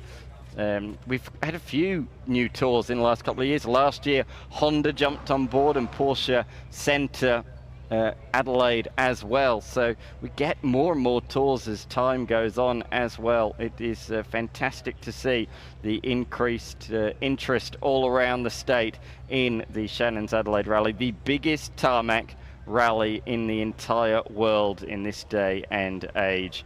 And we got a few brand new Ferraris that have hit the hill in the recent moments, and we got a few more exotic Ferraris, from the 458 Italia to the old school 308 and everything in between, the F8 Spider, Ferrari 296, of course. Ferrari doing very well in GT competition in recent times, in GT3, but also in hypercar competition as well. Of course, they've now taken the last 3 iterations of the Le Mans 24-hour race, but their GT3 car is the Ferrari 296, and although we don't have a GT3 car, we do have the road-going version of the gorgeous 296, which has been in production now for a couple of years. Of course, these days we now have in Australia the Ferrari Challenge, which uses one make Challenge 296 cars. So a one make Ferrari series now in Australia. Of course, we have had for many, many years Porsche Carrera Cup. Next year we will see the debut as well of Mustang Cup on the Motorsport Australia bill. So lots of exotic one make series are certainly coming through, and it's probably off the back of the success of the Porsche Carrera Cup Championship. But as we say, Ferrari Challenge debuted this year in Australia, and from next year we will also have Mustang Cup as well. Looking forward to seeing that in the next few months make its debut. Of course, so much motor racing here in South Australia over the next couple of months, not only here at the Shannon's Adelaide Rally, but of course next weekend the Adelaide Grand Finale. Who will take out the 2025 Supercars Championship? Of course, with the new regulations, 4 drivers can do it going into the final event. Will it be Brock Feeney? Will it be Chaz Mostert? Will it be the reigning champion in Will Brown? Or will it be the sensation, the rookie sensation that is Kai Allen, as we see the Ferraris attack the Strathalbyn town stage for the first time here today? Bit of an older school Ferrari, this one, the 983 numbered car. This is a older school machine. This is the Ferrari 456 GTA from 1996, and it even tells you that on the registration plate down towards the final sequence of corners. Here is a Ferrari F430, and through into turn 1 that goes. We're building up towards the competition category, Nick. We've got a few tours out there at the moment, but who are you down there with? Dan, I'm down here with South Australian Rally Champion and former winner of this event, Matt Selley and Hamish McKendrick. And rallying's a cruel sport. They've had a pretty tough weekend. Matt, great to have you here for a chat, but not the best news. No, we're going to have to withdraw after this stage. We've got some electrical problems. We think they're electrical problems. We've got a really bad misfire on a full load when the car is on a lean. So it means we can't get power down, and I'm worried that the thing could lean out, and then we just don't know if it's fuel or electrical. We just don't know yet. Engines are very expensive, and if you get a chance to save them, you do. You were having a good run yesterday afternoon in the rain. You were a bit of a star. Yeah, I don't mind the wet. It doesn't faze me. We did have some missing, but maybe it's because I come from a gravel background. The car moving all over the road doesn't really faze me that much. Natural. He loves it. I don't know why. It's like a carnival ride. But yeah, it were tricky conditions, but we got through safely. We were pretty happy, but then today it's sort of reoccurred, and it's got to the point now where we can't really continue. We saw you in Warroa yesterday afternoon, and after that you had Leewood Gardens, which in local speak is Eagle on the Hill down in the rain. Was it a handful? Yeah, because once you get down into the tighter bits, the corner length is extremely long. Yes. And when the thing is wet, the tyres are basically on the edge of their grip. So you've got to be careful how you approach that, but you get the thing into a slide and it'll actually go through quite nicely. But it was good fun. I don't know how he sits there and does it. I really don't. Oh, I quite enjoy it. I think it's like a carnival ride in there. I just call the corners and hang on and slide around them and watch Matt trying to manhandle the car, and with a bit of a smile on my face while he's working hard and I'm just there for the ride. Is it harder as a driver, Hamish, to sit there in the silly seat, or do you think it helps you? Look, I think as having done both, when you're actually on stage, I think it's harder as a driver. Being the navigator's okay. But when you're off stage and you're doing all that planning and running around for stuff, that's when you're busy, I think, as a co-driver. Yeah. Well, you've spent a lot of time on the notes and steering your Porsche. Which one do you enjoy most? It's a hard one. I actually enjoy doing both. I enjoy it with Matt because I know if I'm going to do it with Matt, we're probably going to get a good result, as opposed to when I'm doing it myself. I'll just, maybe if I'm lucky, I'll get through a rally without blowing a drive shaft, which seemed to happen the last few rallies. You didn't have to mention that, mate. Drive shafts are very common in your rally. Between both of us, we've done a number. Yeah. You've subsidised the drive shaft companies. Yeah. Matt, sorry to hear that news that it's going to end after this one for you. Hopefully you can thrill the spectators through here, and we've really loved having you along. Oh, well, it's great to be here. I mean, you just look around at the crowd and all the cars. It really is a world-class event, and Tim and his entire team should be very proud of what they've achieved here. It just gets better and better every year. Every category has grown this year and the year before. Do you think next year we might get a 50 to 100% increase in the competition cars? I'd really like to see that. I mean, I don't want to bore you with the history, but you're probably aware I sat on a commission of inquiry that looked into the fatalities in Targa, and we decided that if Motorsport Australia was going to sanction tarmac rallying again in the future, we had to have a hard reset. So that means the eligibility rules have changed. There are some guys who said, well, I don't want to be part of it, I'm not going to change my car, or my car's not eligible. But I think that attitude is changing now.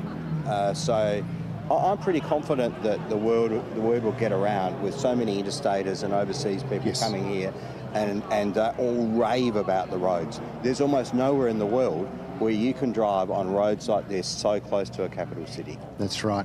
Well, you heard it from Matt Selley, Dan, a hard reset to the way we go about tarmac rallying, and that's reflected in the Mission Zero statement and all the safety procedures that we've talked about for the last 3 days.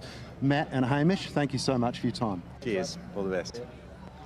Thank you very much, Nick, as we head on now into the main tour. Great to hear from Matt Selley, but not under the circumstances that we wanted to hear from him. Of course, he was only 3 seconds away from that fight right inside the podium position, so that is a real devastation, because that was really the three of them shaping up for a titanic tussle on the final day of this event. So we've lost one already early on in the day, but I'm sure that Matthews and of course Reed will continue to attack and fight throughout the rest of the day. And yeah, Redhead as well was in that fight. It's going to be a fantastic tussle towards the end between those guys. Redhead has really been a star performer this year, coming in. Yes, he is the New South Wales Rally Champion and a regular in the Australian Rally Championship, but me and Nick have been very impressed with the way he has gone about his business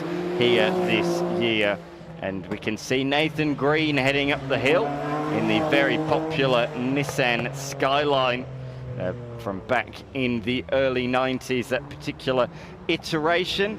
Now the main tour, that is all about people like you and me, as I said earlier. This is for people that have their nice road cars that want to come out, not race against the clock, but just enjoy driving on these gorgeous Adelaide roads. And how gorgeous are they? 30 of them streaming around the glorious hillside. I mean, they've been up to Mount Lofty, they've been at Windy Point, some of these iconic Adelaide locations, and of course Strathalbyn as well. There's so much to see and do here in the town of Strathalbyn. There's the Gilbert's Motor Museum here, as well as the Collectible Classics and Complete Auto Solutions, Strathalbyn Auto Collectors Club, Ken Blake Memorial Statue, which I saw when coming in here as well. There is so much to see and do. While also you can take in the Little Bang Brewing, which has made up a pop-up bar selling the Adelaide Rally Special Stage Ale, which is being sold here exclusively at the Strathalbyn town stage. So if you want a bit of a beverage, maybe buy one of those at the Little Bang Brewing pop-up bar. As I say, you can buy the Adelaide Rally Special Stage Session Ale. I tell you what, it's quite a mouthful to say. You almost need the ale to water down your mouth after trying to get that one out several times. The Adelaide Rally Special Stage Session Ale. That's a tongue twister and a half, as we can see the main tour heading up the stage.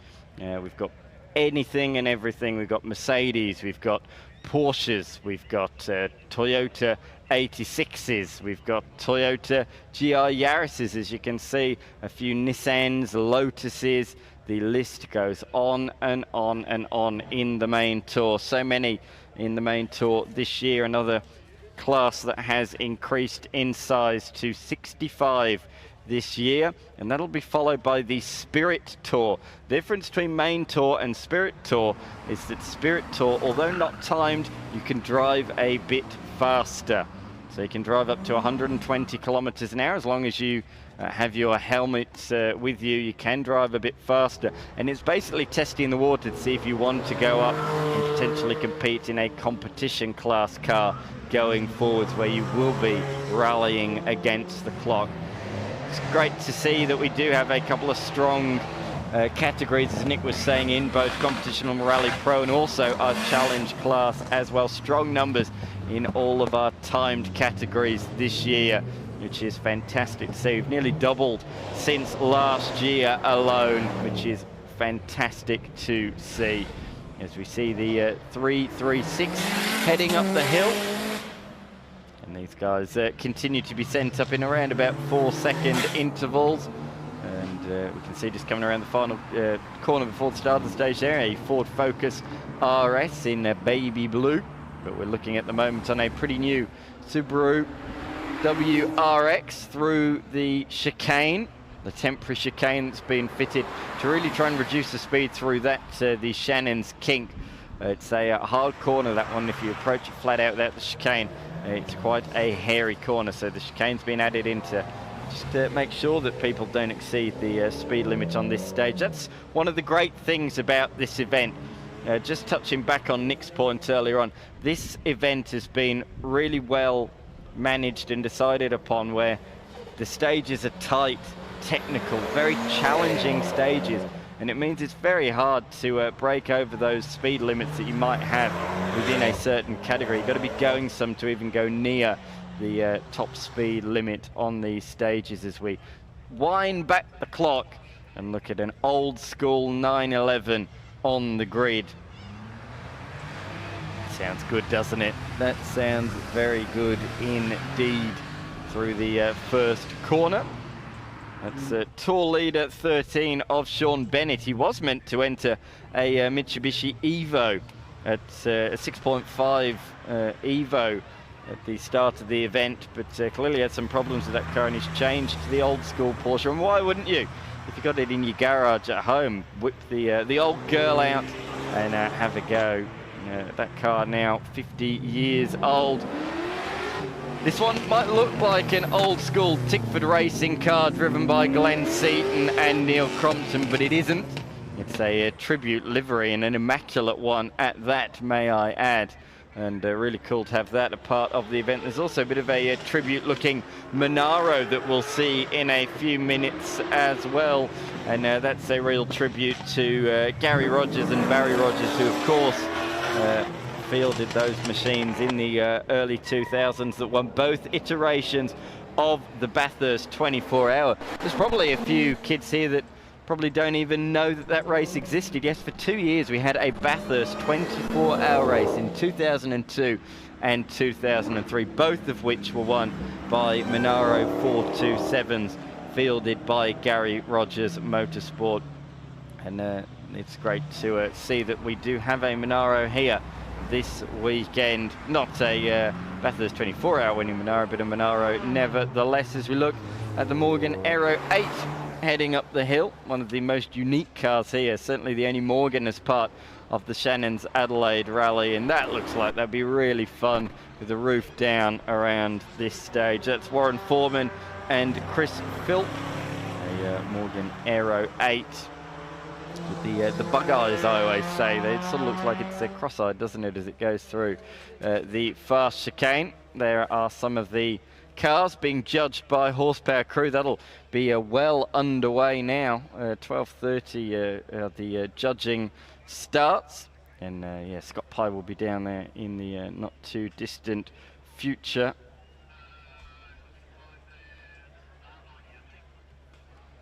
So great to see so many of those here this year. Of course, last year we had Mr. Dixon, Port Power footy player. He was doing the judging with Craig Lowndes, but this year Scott Pye and a horsepower crew doing the judging this year.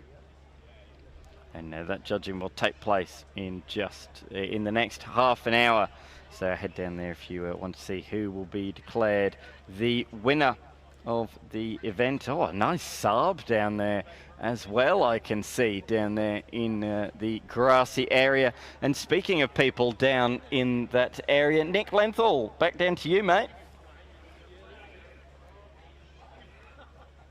Been talking to Matt Selley, who had a tale of woe to tell us about gremlins through the weekend, but here's a bloke who hasn't had any gremlins. He's just told me he spent 5 here with Andre Lucash. Andre, welcome to the Adelaide Rally. Yeah, thanks, Nick. Thanks for having us on. You've had a good weekend. Yeah, Friday was really happy with Friday. Yesterday I was extremely depressed in the wet. I don't know what went wrong. I was just no good. And today's been, touch wood, fantastic so far. So, touch wood. Now, you're not going to tell me that a rear-wheel drive turbo car might be a little bit of a handful going down Eagle on the Hill Road in the rain, are you?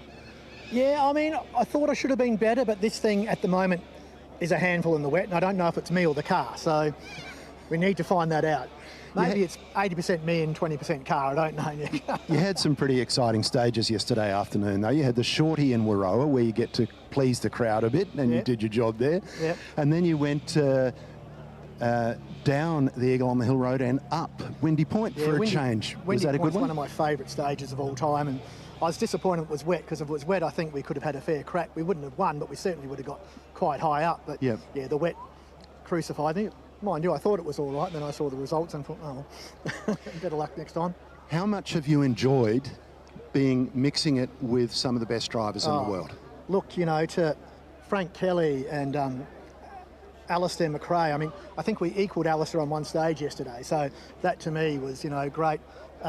You can frame that stage time, mate. Will, I would if it was me. Moyer's Blue Escort, what a car. What a car. There's some beautiful cars here, and of course, young Oscar Matthews, he's, you know, always very, very good. Yep. And Matt Selley, quick, you know. Yep. And out the front, we've got Hayden Paddon, just pulling a second a kilometre on everyone. He's exceptional. He is exceptional. Young Rollo won it last year, but Hayden Patton's taken it to a new level this year. Absolutely. Yes. And fantastic for the local people in Adelaide to watch that calibre of drivers. Do you reckon? Well, he's a star. I know, you know, we used to rally against each other. Do you reckon that with this new growing competition category that we might see like a 50% increase in the comp cars next year? We can only hope. I think Tim and his crew, you know, do a fantastic job. When tarmac rallying was nearly dead, Tim saved it for us, you know, and this year is by far the best. I mean, I've done 5 of these events, and this year's just getting better and better, and the field this year is next level. I mean, Adam Kaplan there, who's a fine driver, Nick's a fine driver, the Indonesian guys, good drivers, Dan Bowden here with the beautiful Mustang. Yeah. I mean, there's some great cars. Now, the other good news is that because of the Indonesian contingent, I mean, there's 3 cars, but I think there's about 33 blokes came over. But because of their social media following in Indonesia, the response has been incredible. I wouldn't be surprised if we had 6 cars from Indonesia here next year. It'd be next level, and let's just hope we get more. You know, I mean, of course, Jack Monkhouse. I mean, what a driver. Yeah, and flamboyant. Frank Kelly, Alistair McRae, Jack Monkhouse, yourself. You know, crowd pleasers, and it's so important to have take the rally to the people rather than the other way around. You've got to make it a spectacle, not boring. I mean, that's why this year the car's the Mona Lisa. You know, based on the Fast and Furious 2 Tokyo Drift. I thought, oh well, let's make it look like one of the cars out of that. You'd be a man going after Dan McCarthy's own heart there, talking about Fast and Furious.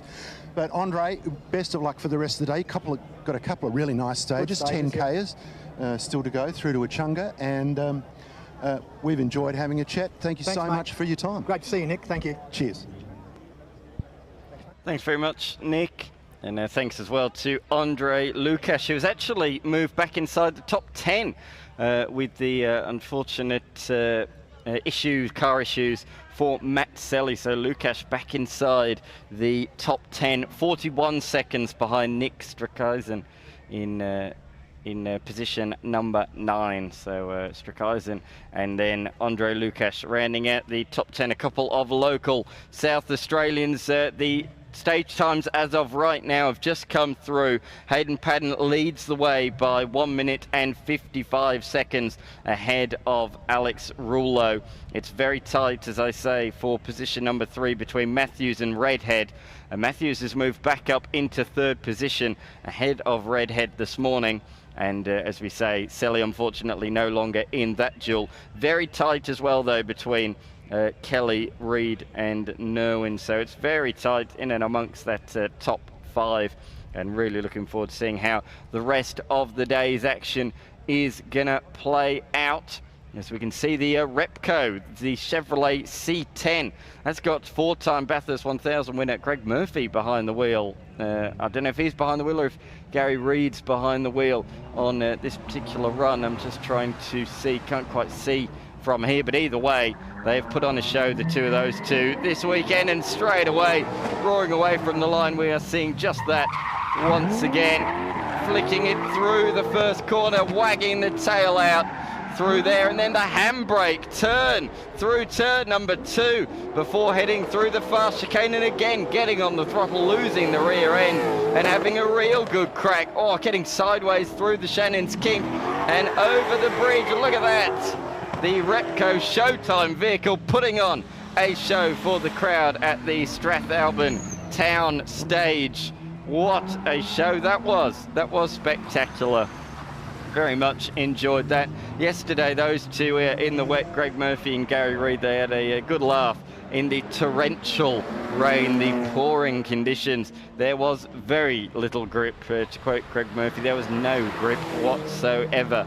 We go from that to a little hot hatchback. Couldn't be any more different. The little Volkswagen Golf GTI of Andrew Mackenzie, a VW Golf GTI from 2011. And then we finish off the main tour with the Volvo S60. This car's been around in the Shannon's Adelaide Rally for a good few years. And this is no exception. Gordon, always behind the wheel, having a good old crack and Igor alongside of him. They've actually caught up to the Alfa Romeo directly ahead of them, just at the end of the stage there. That looked like a Tourer from 2002. And now we will move on to the Spirit Tour. Spirit Tour is a little bit different. It's all about the driving experience, a bit more fast-paced. So to find out a bit more, here is all about the Spirit Tour. Redefining the spirited drive. Spirit Tour is a non-competitive class. It remains untimed and is monitored by rally-safe devices. This category is open to any cars. On stages, competitors may travel up to 130 kilometers an hour. Due to the increased speed, helmets must be worn and cars are released at 30-second intervals. This is a brilliant class to test the water and see if you'd be interested in competing in the Challenge, Competition or TSD classes against the clock in future years. There goes the course vehicle, confirming that we are about to get underway with the Spirit Tour. This is the course checker, an old school Evo that does the work here. Just making sure there's no debris, everybody's out of harm's way as well. And of course we will have had a little bit of a crossover once again in the last couple of minutes, but we're about to crank things up and just make things a little bit more serious once again with the Spirit Tour. These guys will all be sent up in 30-second intervals, as I just outlined. So 30-second intervals, it gives us a chance to look at each driver and each car going up the stage one at a time. And the Strathalbyn town stage is certainly a spectacle, and you get the whole stage to yourself because you can complete it in around about 30 seconds depending on how fast you are. Certainly our pros were completing it in less than 30 seconds, and some of these Spirit guys won't be too far off that either. And windy point up. As we can see, the lots of volunteer marshals and officials. We have to thank all of them for the work they've done this weekend. Some of them only worked on Friday, some of them worked on Saturday, some of them across all 3 days. We have to thank each and every one of them, all 411 of them, particularly in the wet and wild weather yesterday. Nick Lenthal, back down to you. Dan, I'm down here with Jono Moyer and the beautiful blue Escort, and if I look a bit shaky, it's because I'm standing in front of a 2.5 litre Millington Diamond, and you know how I react to engines like that. Jono, you had your share of troubles, but you've overcome the obstacles and you were back yesterday afternoon. Yeah, we got it out and had a crack in the wet, put the wets on and see what we could do. Yeah. Dan, for those of you who didn't watch our previous live streams, Flash Gordon, who built this car, jumped on a plane on Saturday night and went back to Victoria, removed a dry sump pump from a customer car. He asked them first, it's all right, and was back before midnight to put the car together. And I think then you actually had to fabricate an adapter to put it on. Yeah, different pump, different offsets, so we had to make a bracket up the next morning. But yeah, we got back out, I think on stage 17 or 18, I think it was. We just got it all done and shot straight out there. So. And we're so glad that you did, because we watched you in Warroa and you were really turning it on. Yeah. I mean, it's only 800 metres of road, but you do get bragging rights. Yeah. Yeah, I think we got a little bit of air in there. A little bit, yes, you did. Yes, I think that's a conservative way of going about it. Yeah. How did you enjoy the stages when it was pouring with rain yesterday afternoon? I actually love the rain. The Escort comes out, that's when it puts on the good times. So, yep. It's a light car, and it's... very nimble? Yeah, very nimble. We've got a bit of ABS in here, traction control, which always helps a bit. So that's great. Use the aids if you can. So other than the dry sump pump, any problems other than that? We just broke the wire off the back of the alternator. Must have been mid-Macclesfield stage there, but cost a little bit of time with the car breaking down a bit, but a local helped us out with the cable and away we go. Okay. Yeah. Well, we just spoke to Matt Selley and he's got a tale of woe rather than so he's just about to pull out because he actually, I think he put a tyre through his wiring loom, so he's got bigger problems. Oh, that's always a problem. Shouldn't be there. Yes. Mate, we've enjoyed having you here so much. Yeah. Everyone loves this car, and if you haven't heard this car at full noise, then you're in for a treat because you're about to do the loop again. Jono, thanks so much for coming to Adelaide and bringing this car along. We really appreciate it. No worries. Thanks very much, Nick. Yes, thank you very much. Nick's in awe of that machine, and Moyer certainly put on a fantastic show over the last... Nick is certainly doing a good job there with the interview, and Jonathan, sorry, I should say, Moyer doing a fantastic job this weekend. Put on a show for everybody yesterday on the Wayroa stage. They were talking about him getting air. Well, boy, oh boy, did he do that. As we can see, we're in the heart of the Adelaide Hills, Adelaide, South Australia, and great to be here in Strathalbyn, a little town in the Adelaide Hills that was established many years ago. 45 minutes from the Adelaide CBD. This is the furthest at any point the cars get from the centre of Adelaide. All 30 stages within 45 minutes of Adelaide. Incredible. Nowhere else in the world can you host an event like this one. This town has got the Gilbert's Motor Museum, the Kenny Blake Memorial, and other places like the Collectible Classics, and all of these have motorsport heritage links. Stage, as we say, it's about 500 metres long. It's a bit like a Motorcana, isn't it? But as I say, it's effectively a super special stage where cars really do push the limits in front of a packed house here in the town of Strathalbyn. You can see the old historic church from the drone footage as they head over the Angus River, which goes through the centre of Strathalbyn. Next week is the duck race here, the annual duck race, which takes place here in this town, and they get huge crowds to take part in the duck race. As we can see the people crossing across the bridge there, as we can see the fans, the spectators, and everybody heading out and about. So we are in the midst of the Spirit Tour at the moment, but we just want to get another crossing done and out the way. So that is what is happening now. It looks like that is the last of our fans to walk across the road, so I don't think we'll be too far away from getting this next one up and running. But it's great that Nick's been able to talk to a lot of the competitors in the competition and rally pro class this year down there on the sort of lunch stop. So we will get things underway again in just a matter of moments with the Spirit Tour. The Strathalbyn town stage, it brings around $200,000 to the region. The Alexandrina Council back this event like there is no tomorrow, every year begging us to return, and they do give us a bit in return as well. They bring all the water barriers that you see into the event, so we have to thank them for their work that they do in organising that side of things.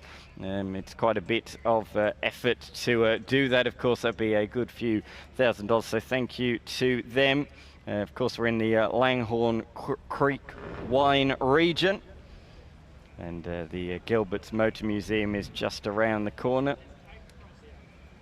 But we're going to get things cracking once again in a couple of minutes' time. Of course, it's not just the Adelaide Rally. I was sort of touching on this earlier. We've got a lot of events here in South Australia over the next couple of months. The Adelaide 500, or the Adelaide Grand Final as it's now known, is going to take place next week. But we also have the Repco Adelaide Motorsport Festival, and that will take place early next year, the week before the Australian Grand Prix in Melbourne. Big name stars and big cars are already listed as part of the event, and a couple of big names, including two-time Formula One world champion Mika Häkkinen, doing so in 1998 and 1999. He will be here for the very first time, as will his teammate, his former McLaren teammate, David Coulthard. Can't wait to see them here at the Repco Adelaide Motorsport Festival early in 2026. Make sure you buy your tickets now, because I think they'll be selling like hotcakes on a cold Sunday afternoon. So buy your tickets now to see that event. There's a few cars being announced as well, including the Porsche 917 Can-Am car.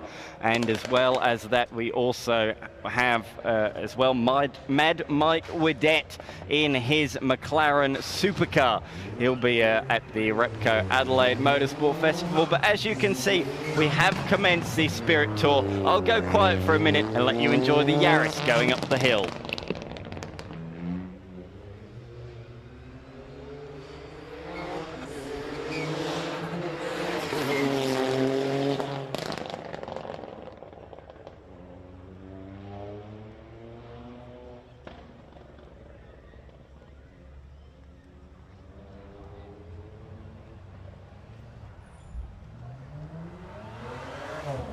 Didn't that sound absolutely awesome going up the hill, as does this BMW. So once again, I'll let you just listen and soak up the sounds here at Strathalbyn for the next couple of cars.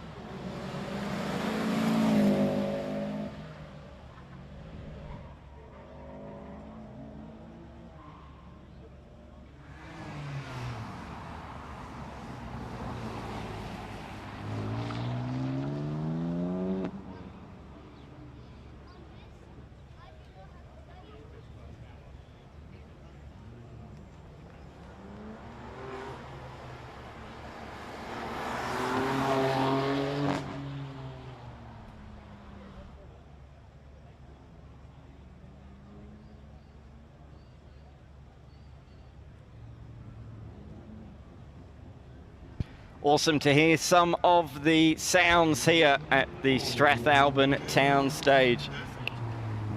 We're on with the next car, the Hyundai i30, a bit more of an older school Hyundai. Doesn't have the big lip that the new ones have and the big rear wing. It's a bit more tame than some of the more modern machines, but don't you worry. Wayne Burbidge is going to absolutely fly up the hill. Nevertheless, a bit wide there. He's giving it his all, isn't he? Which is what we have come to expect in the Spirit Tour. Got a Subaru WRX up next. Heading into the corner, it's the second of the Burbidge duos. They've been together all weekend.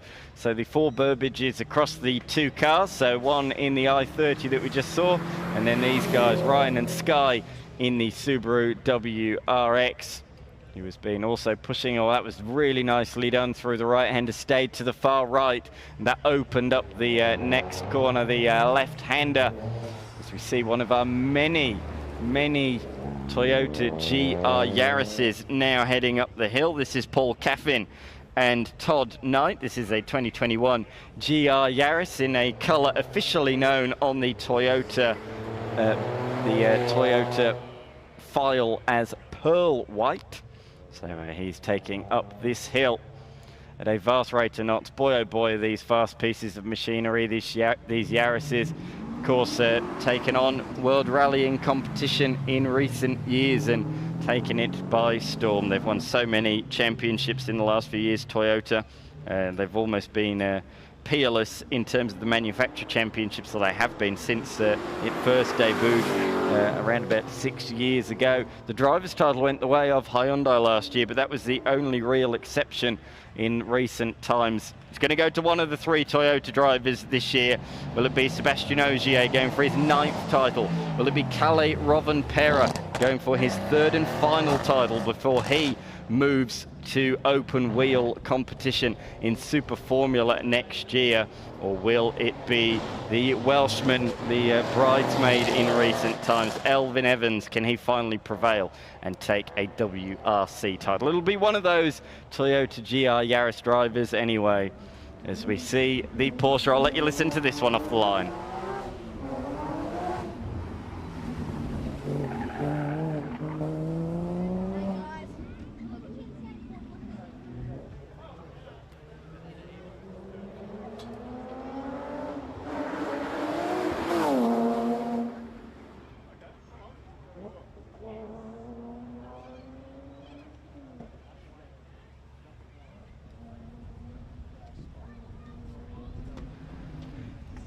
If you enjoyed that one, you're probably going to enjoy this one as well.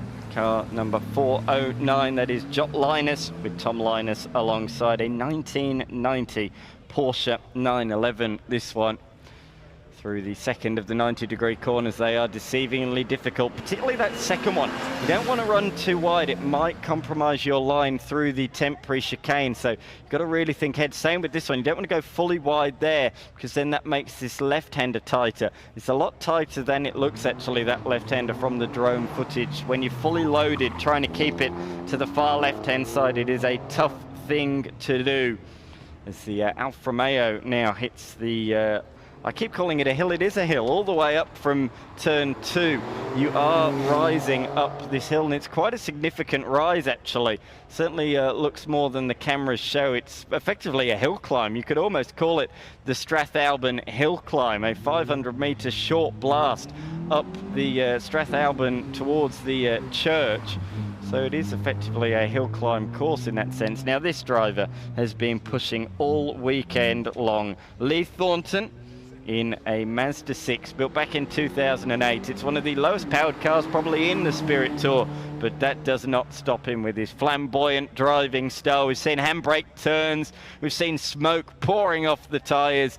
To be honest, that's quite a tame run by his standards. Leith there with a very tame run up the hill. I'm sure he'll be saving his best until last when we see him later on this afternoon for the second run of the Strathalbyn Town Stage. If you are just tuning in on the Adelaide Rally live stream on YouTube or on Facebook, welcome. Thank you very much for joining us. We are here in the town of Strathalbyn. These are the remaining tour cars, and then we're going to turn things up a notch when we get things underway with a few of our timed classes. Both Challenge and TSD are not too far away now, just after these remaining Spirit Tour cars. And a real spirited drive, this one from Daniel in a old school Porsche, another Porsche 911, Daniel Timms and Stephen Timms alongside.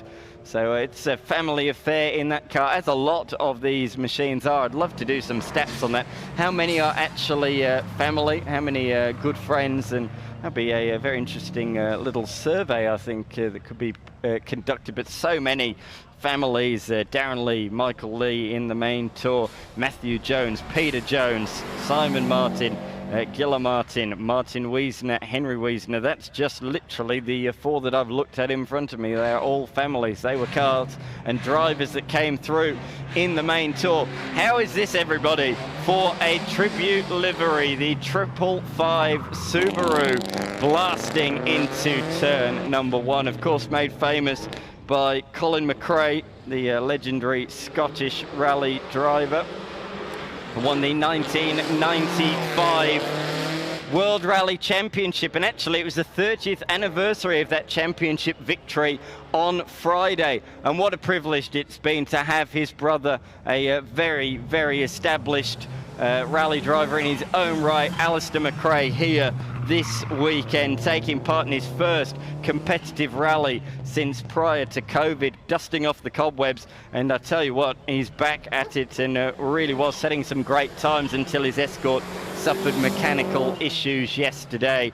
But Alistair McRae has been a great addition to the Shannon's Adelaide Rally this year. And as we say, he's won a couple of Asia Pacific Rally Championships and a few WRC stage victories as well over the course of his career. He's been a mighty fine addition this year.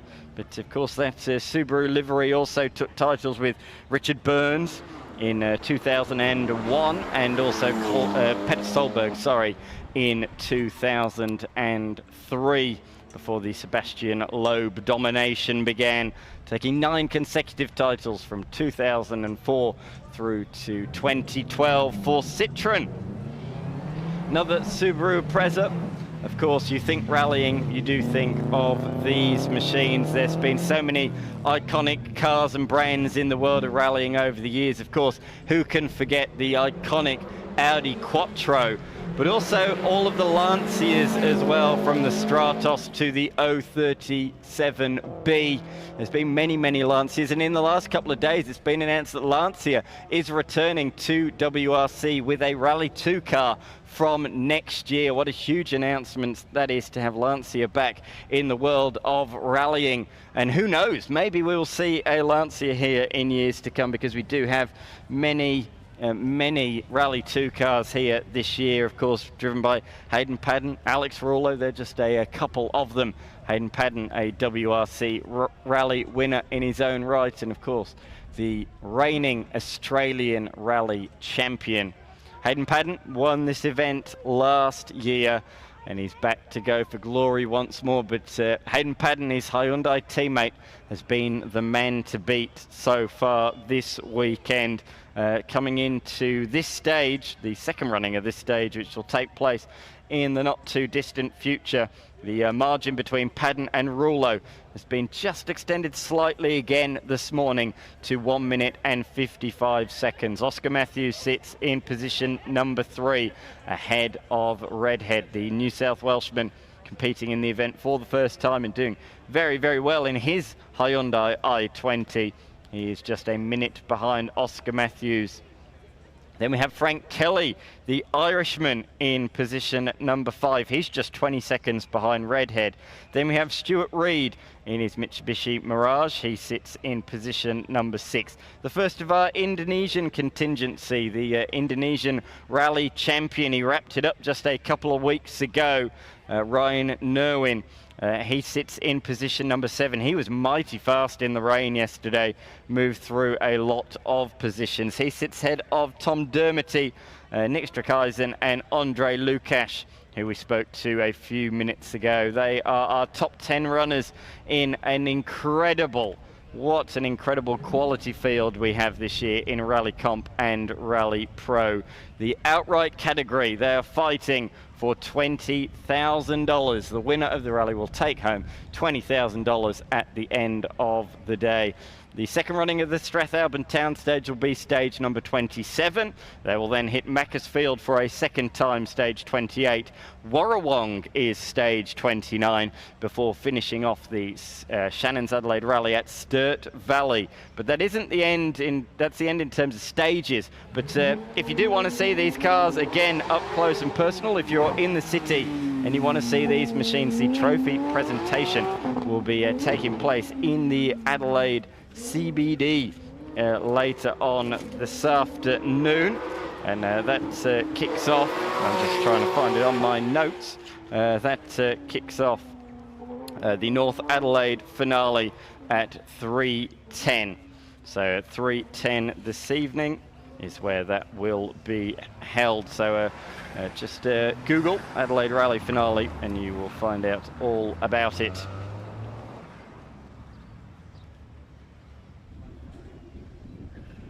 You can see another GR Yaris going up the hill of Nick Pappas, who's been in this division for a good number of years. Always likes a good spirited drive, does Nick.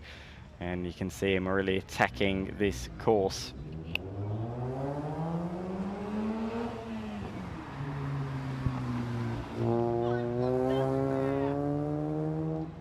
I thought I'd let the Rotary fans listen in to the Mazda RX-8 as it goes through the 90-degree corners. Great noise, unique noise. Of course, in the last couple of years, we've seen a Rotary-powered Mazda 767 at the Adelaide Motorsport Festival. And boy, oh boy, has that become a sensation. And certainly, it's a precursor, of course, to the car that won Le Mans in 1991, the Mazda 787B, in the hands of Johnny Herbert, no less, than a couple of other ex-Formula One drivers. But yeah, Johnny Herbert taking the victory in the 787. We had the 767, the earlier iteration, the even louder Rotary-powered Mazda sports car. Mitsubishi Evo heading up there now, the 426 machine of Mark Cicciarello, a Evo 10 from 2008.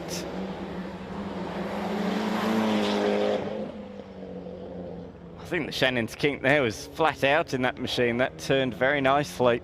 He absolutely roared through past the camera. Great work from the Streamcraft media team, bringing us all the images. Not easy to set up a rally stream. You've got to get here. You've got just a couple of hours while the road's being closed to set up all the cameras ahead of time. You're not given days. You have literally hours to get things all set up. It's the old school Renault Clio heads up the hill. Clio Sport 172 in a colour officially known as Monaco Blue. This is not Monaco Blue, this is what I would describe as baby blue. It's the 428 of Michael Galash, who's also been a very frequent visitor to the Shannon's Adelaide Rally. Of course, Shannon share our passion for motoring enthusiasts. As motoring enthusiasts, they won't just sponsor your car, they'll also sponsor things within the garage as well, from tools and everything else. Up the hill now goes the Mercedes. You can see all the stickers with all the sponsors, including Leader Computers, who supply all of the computers to Adelaide Rally HQ, located in just outside of the city. And all the work is done there. And they know exactly where every car is through rally-safe devices. It's incredible in this day and age that they can do that. They know exactly where every car is and what speed they are doing. They can keep an eye and make sure everybody is behaving themselves, not doing anything untoward. And yeah, that is why this event is run so well. We keep track of everybody, what they're doing and how they are going. And there's always tour leaders and followers as well to make sure that nobody is being left behind. Great drone images from right on top of the Porsche as we turn our attention back to a couple of Scooby-Doo's Subarus heading up the hill one more time. Of course, we've got a second run of this Strathalbyn town stage. In a few minutes' time, it'll be a quick turnaround between stage runs because that one's set to start at around about 1:30. We'll get those competition class cars back out there directly after Challenge and TSD. So don't go anywhere if you're tuning in on the live stream or watching on trackside or stage side here at Strathalbyn. Here is McGaffin. This car is never changed year after year. Looks exactly the same with the box on top and the lights flashing. Blinding stuff, isn't it, as he goes through. And yesterday, particularly in what was nearly a night stage, it was that dark in the local town of Aldgate in the torrential rain. That was really shining. It was lighting up the stage as he went up through there. But he's not doing that today. The sun is doing that for us. Clear blue sky. Hardly a cloud in sight, headed for a top of around about 25 degrees here in Adelaide. course, so many interstate visitors and, of course, international visitors as well, a part of this event this year. And yeah, internationals really being a flavour, particularly in the competition class. We've got Europeans, we've got Scotsmen, Irish men and ladies as well. Of course, Frank Kelly's co-driver, his daughter Lauren Kelly, is also from Ireland. And then we've got the Indonesian contingency as well. And let's not forget, leading the rally as well, New Zealand's Hayden Paddon, as the 444 goes up the hill. Christopher Culshaw in a Volkswagen R. We've seen a couple of Volkswagen GTIs, but that is a Volkswagen R heading up the hill before the Audi RS6. Of course, the RS standing for Rally Sport, S for Sport, RS for Rally Sport. And he's done a fantastic job really pushing the limits of that Audi as it goes through the Shannon's Kink and up the hill towards the end of the stage. You've got quite a few more Spirit cars to come, huge variety about to come through, including another tribute livery Subaru Impreza. We also have the BMW, quite a few BMWs, Subarus, and even some Escorts. And I know a man who loves Ford Escorts. It's Nick Lenthal. Nick, down to you, mate. Hi, Dan. Yes, I do love a good Ford Escort. That is true. Well documented, I reckon. But more importantly, I'm down here with Scott Pye. Scott, welcome to the Shannon's Adelaide Rally for 25. Thank you. I appreciate the opportunity to not only come home, but participate in this amazing event.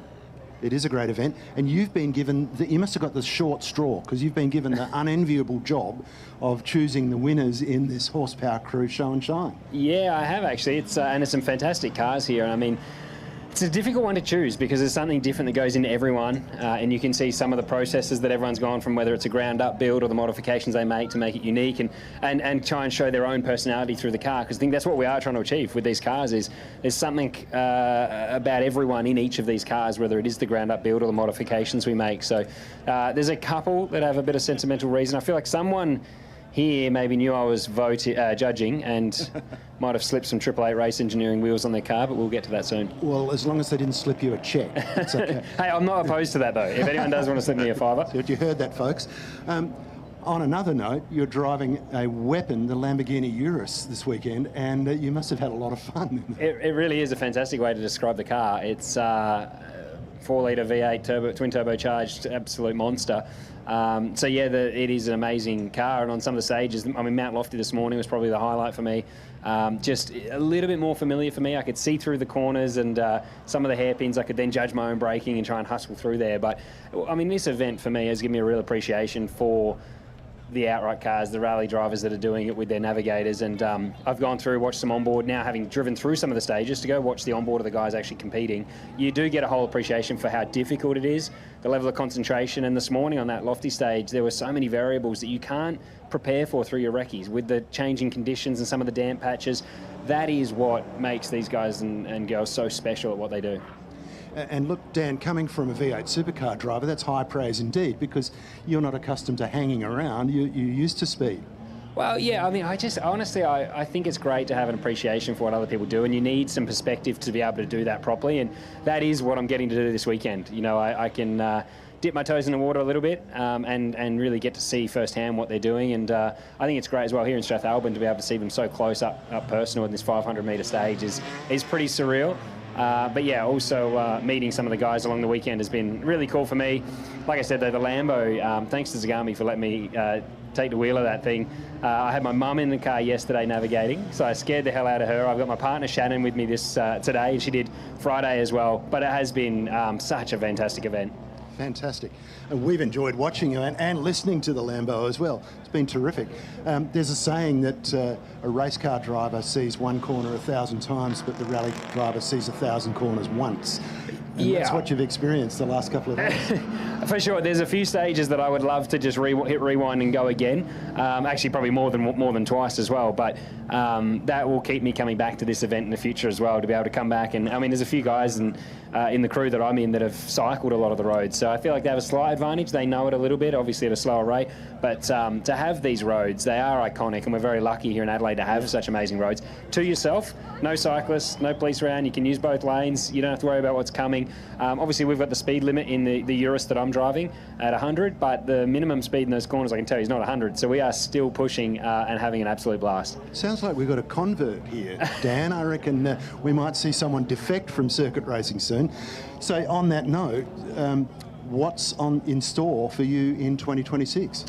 Well, rally is not on the cards at the moment. I would love to, but that's a big jump. That's something you'd need to prepare for a lot. But enjoying right now watching Hayden Paddon and Alex Rullo go at it this weekend. Obviously, I know Alex from when he raced in Supercars as well. Yes. But yeah, for me next year, it's a more lean program than I'm used to, just with the last 12 years or prior to last year being full-time in the main series and Supercars. But I'll do the Enduros again with Red Bull Ampol Racing. We switched to Ford, which is really exciting. And then a few other races along the way. I'm racing in New Zealand in a couple of different things, and they will be more one-off events. I've done the full-time thing. I'm still very young, but I'm very passionate about trying to do some different events along the way and enjoy my motorsport again, get back to, I guess, the love of it, of what I've probably missed. Yes, the enjoyment factor is so important. But let's not leave out what's tattooed across your baseball cap. The podcast must keep you busy in itself. It does. We're kind of cranking out 2 episodes a week now of Apex Hunters United as the podcast. And I just love motorsport, if you can't tell. It doesn't matter what we're doing, whether it is even just having a taste of rally this weekend. I could talk about it forever. And myself and my best mate, we decided, we're always at the pub talking about it on weekends, and we said, why don't we just film this? And I had wanted to do it for a little while. Originally was going to do it with a mate, Van Gisbergen. He buggered off to America, selfish of him. But Elliot Barber he's one of my best mates, and we do love motorsport. I think it's quite common. A lot of people love it, and we've probably been craving like-minded people to have to listen to maybe. Don't always agree with what we say necessarily. It is our opinion, it is pub chat, but we've been very fortunate as well to have some amazing guests on the show, whether it's the likes of Roland Dane and hearing what he did to bring Triple Eight to the top of motorsport, and then someone like Marcus Ambrose, even just last week, who spent his whole life competing. He's now running the AASA, trying to make motorsport great again, working with young drivers, and really trying to showcase the sport that we all love for more than just reaching the pinnacle, really trying to highlight everything that surrounds this motorsport and what's so amazing about it. We could talk for a long, long time about this, but I guess we're just going to have to listen to the podcast. Scott, it's an absolute pleasure to have you here. Thanks for coming, and I hope you've enjoyed the event as much as we have having you here. I'm currently enjoying it, so thank you very much. Thanks for having me. Cheers, mate. Thanks very much, Nick, and what a pleasure it's been to have Scott Pye here, the 2024 Sandown 500 winner, of course, doing so with Will Brown last year. The Spirit Tour has continued to come on through in the meantime, so you haven't missed any competitive action while we were down there chatting with Scott Pye, but it certainly sounds like he wants to return as Dougal flicks it sideways through there in the Datsun 260. That was a big moment, and he is pushing hard. This is the hilarious run we have seen since the competition category around an hour and a half ago, and he's even sliding across the finish line. He brings that to a slow at the end of the stage. He just about kept that under control, but that was spectacular. I heard the crowd wooing as he went through the Shannon's kink. That was certainly spectacular, wasn't it? As we turn back the clock and look at the oldest car in the rally this year, the Austin Healey from 1957. In a couple of years' time, this car will be 70 years old. That is quite incredible. And it still looks as beautiful as it always did, as does this one. A few years later than the Healey, an old school Mercedes from 1970. And this particular rig certainly has a lot of history. A Mercedes-Benz 280 SL. Back when it really was always referred to as Mercedes-Benz, these days are just generally referred to as Mercedes, and they've got so much history, of course, in motorsport, even currently, of course, in the Formula One World Championship with George Russell and young Andrea Kimi Antonelli as well. He's taken a podium or two across the course of the year in his rookie season, but they'll be looking with the new regs for a bit of a reset and to move further forward in the Formula One pecking order. Looking forward to seeing the new regs. Of course, the new rules will debut on the streets of Albert Park in Melbourne early next year. Can't wait to see who is going to be where when they come to play. As we look at the new Nissan, this is the 453 machine. Hamish Johnson in a Nissan Z, just negotiating the top of the stage. I can't believe the amount of people here this year. This is even bigger than we saw last year in 2024. Very similar conditions, a very warm day, particularly in the sun. The UV really beaming down now. So make sure if you are here at the track, you keep yourself nice and hydrated, and make sure as well you top up with the sunscreen. Make sure you slip, slop, slap, because it is a warm one. Certainly high UV, so we don't want anybody getting burnt, and we want everybody to stay nice and refreshed as over the course of the remainder of the day. And as we say, we've got a few more stages still to come. We'll have a second run of the Strathalbyn town stage in a few moments time, but we've just completed the Spirit Tour now, and we're going to crank things up with some timed runs. It's the Challenge Tour once again, and the first car will be the Targa Porsche of not Jim Richards, although it says it on the side. This is his former Targa car, the Porsche, but it is not going to be driven by gentleman Jim himself. Although we would like that, we are very pleased to have Christopher Bowden driving that up the hill. Oh, sorry, Duncan McKellar, sorry. Christopher Bowden's in a 944, so no, Duncan will be on shortly. Yes, we've got the 993 about to go up the hill, and somebody who has recently gone up the hill is down there with Nick. Nick, back to you, mate.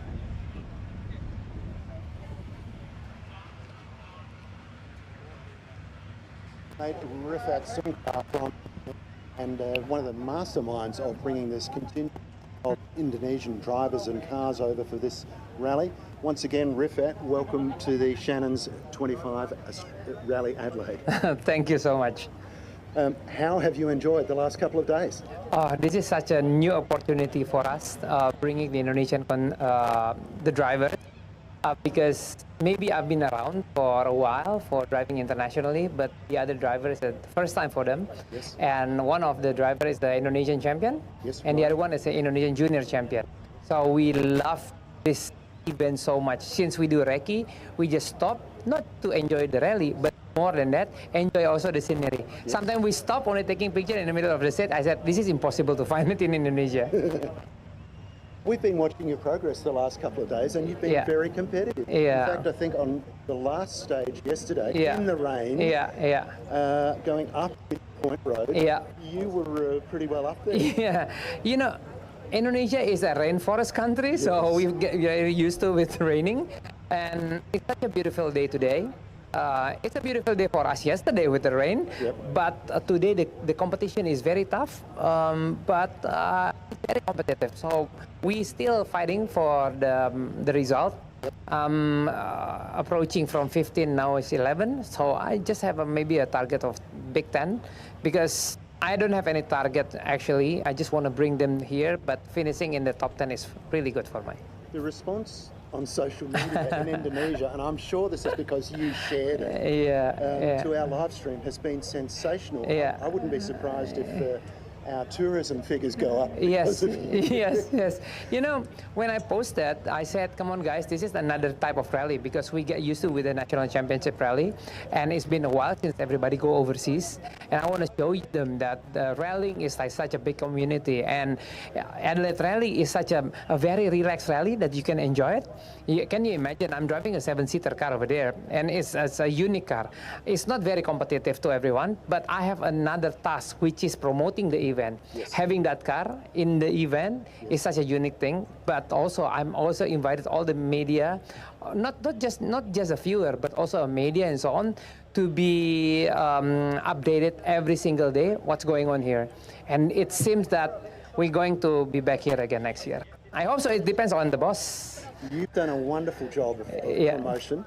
and you're a fantastic ambassador for the sport. Thank you. We have really enjoyed having you here. We could talk a lot longer, guys, but I'm conscious of the fact that we're about to announce the winners of the Horsepower Crew show, and you have to get back in your car. Yes. Compete. Anytime soon. Yeah. Thank you so much, Rifat, for coming out for the rally. Sure. And we hope to see you again next year. I hope so. Thank you. Thank you. Bye. Thank you very much, Nick Lenthal, and thank you as well to Rifat Sungkar. What a great addition he's been, and as he says, he really is promoting Mitsubishi expanders over in the Indonesian region. He's just outside the top 10. He said there he wants to finish inside the top 10 today. Well, he's going about it at the moment. He's slowly creeping back towards the top 10 in the timing sheets, but he's just outside at this point in time. But he's got to hot foot it very quickly back down to the grid where his car is, because he will be jumping behind the wheel of that Mitsubishi in just a few moments' time. But before then, we have a couple of other timed categories, the Challenge 130 class and TSD. Here is a little bit about what Challenge is all about. Competition with limits. Challenge is a competitive category against the clock. However, there is a level playing field. Cars are limited to 130 kilometers an hour on closed road stages. Cars eligible in the category are modern or classic cars. Participants will leave at 30-second intervals and run under traditional rally regulations, meaning the team to complete the 30 stages fastest goes home with the winning trophy. So that is what Challenge is all about. It's trying to keep up that speed through the corners as much as you can to try and keep to that 130 kilometer an hour maximum speed. It's a unique challenge, so it's all about keeping up minimum corner speed. That's one of the keys to it, that is for sure, as our course vehicle is just making sure that the stage is clear, and then we will be set to go once again here on the streets of Strathalbyn. And there we can see again the crowd just continues to grow, doesn't it? And we're only halfway through the day, or not even halfway through. We've still got the second run from all of the cars that you've seen already.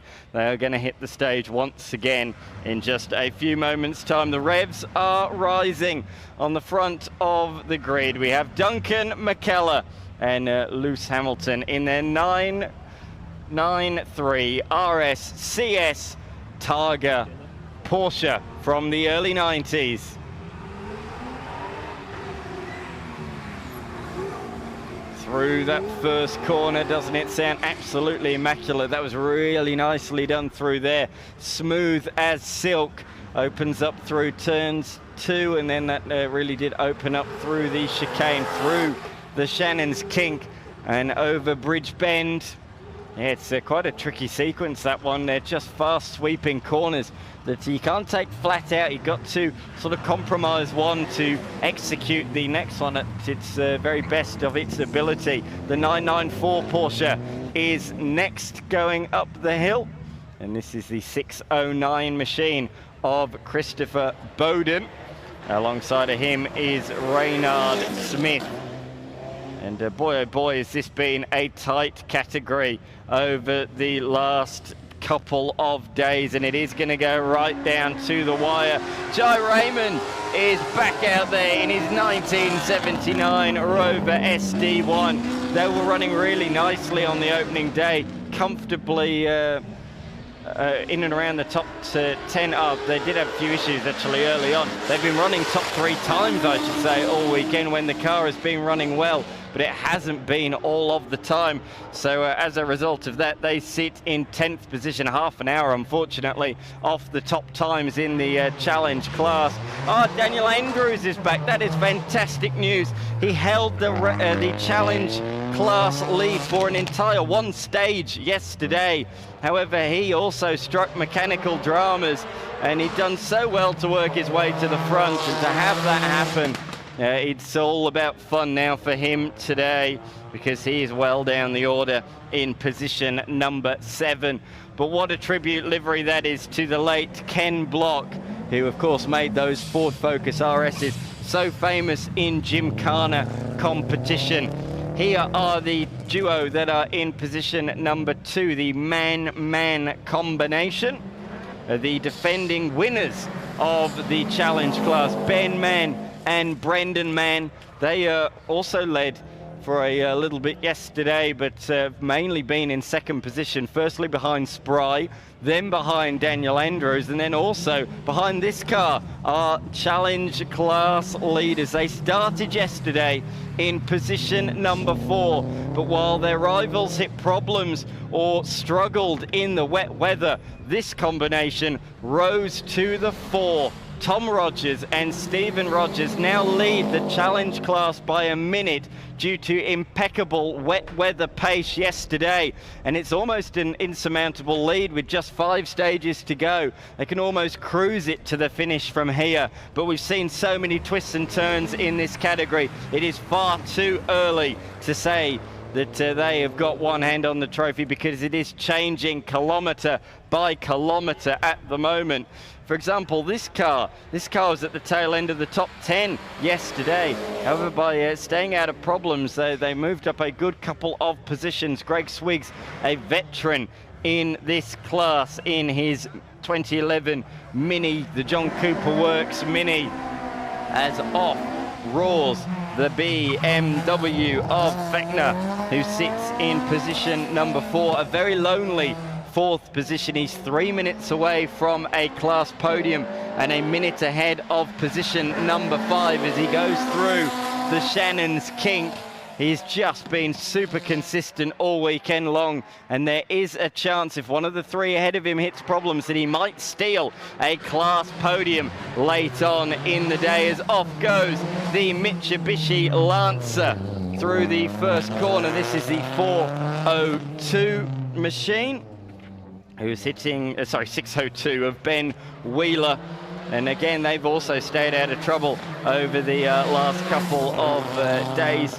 And they sit in position, they did hit problems. They are now all the way down in 11th. They hit problems yesterday, unfortunately. This man has been a star. Robbie Brocklebank, he always drives at 110%, and we're going to see that right here as well as he goes through the first couple of corners. He was a star in the wet yesterday. This car might be a little bit underpowered, but his driving got this into second position outright yesterday. This morning he has fallen to position number 3, but he is still very much punching above his weight. That Corolla should be nowhere near a podium. He has driven that so well this year as the Citroen C4 now roars into life. And Dudson has driven this C4 now for a number of years. I think this is his 6th time in the challenge class. And he heads through the chicane. The Citroen, it had problems a couple of years ago. Last year it ran faultlessly, and he finished inside the top 5 in the order, and currently he sits in position number 2. Unfortunately, this morning he has lost a couple of places behind Fechner and McKellar. So I'm not sure if he's nursing some problems, because they were only short, sharp stages this morning.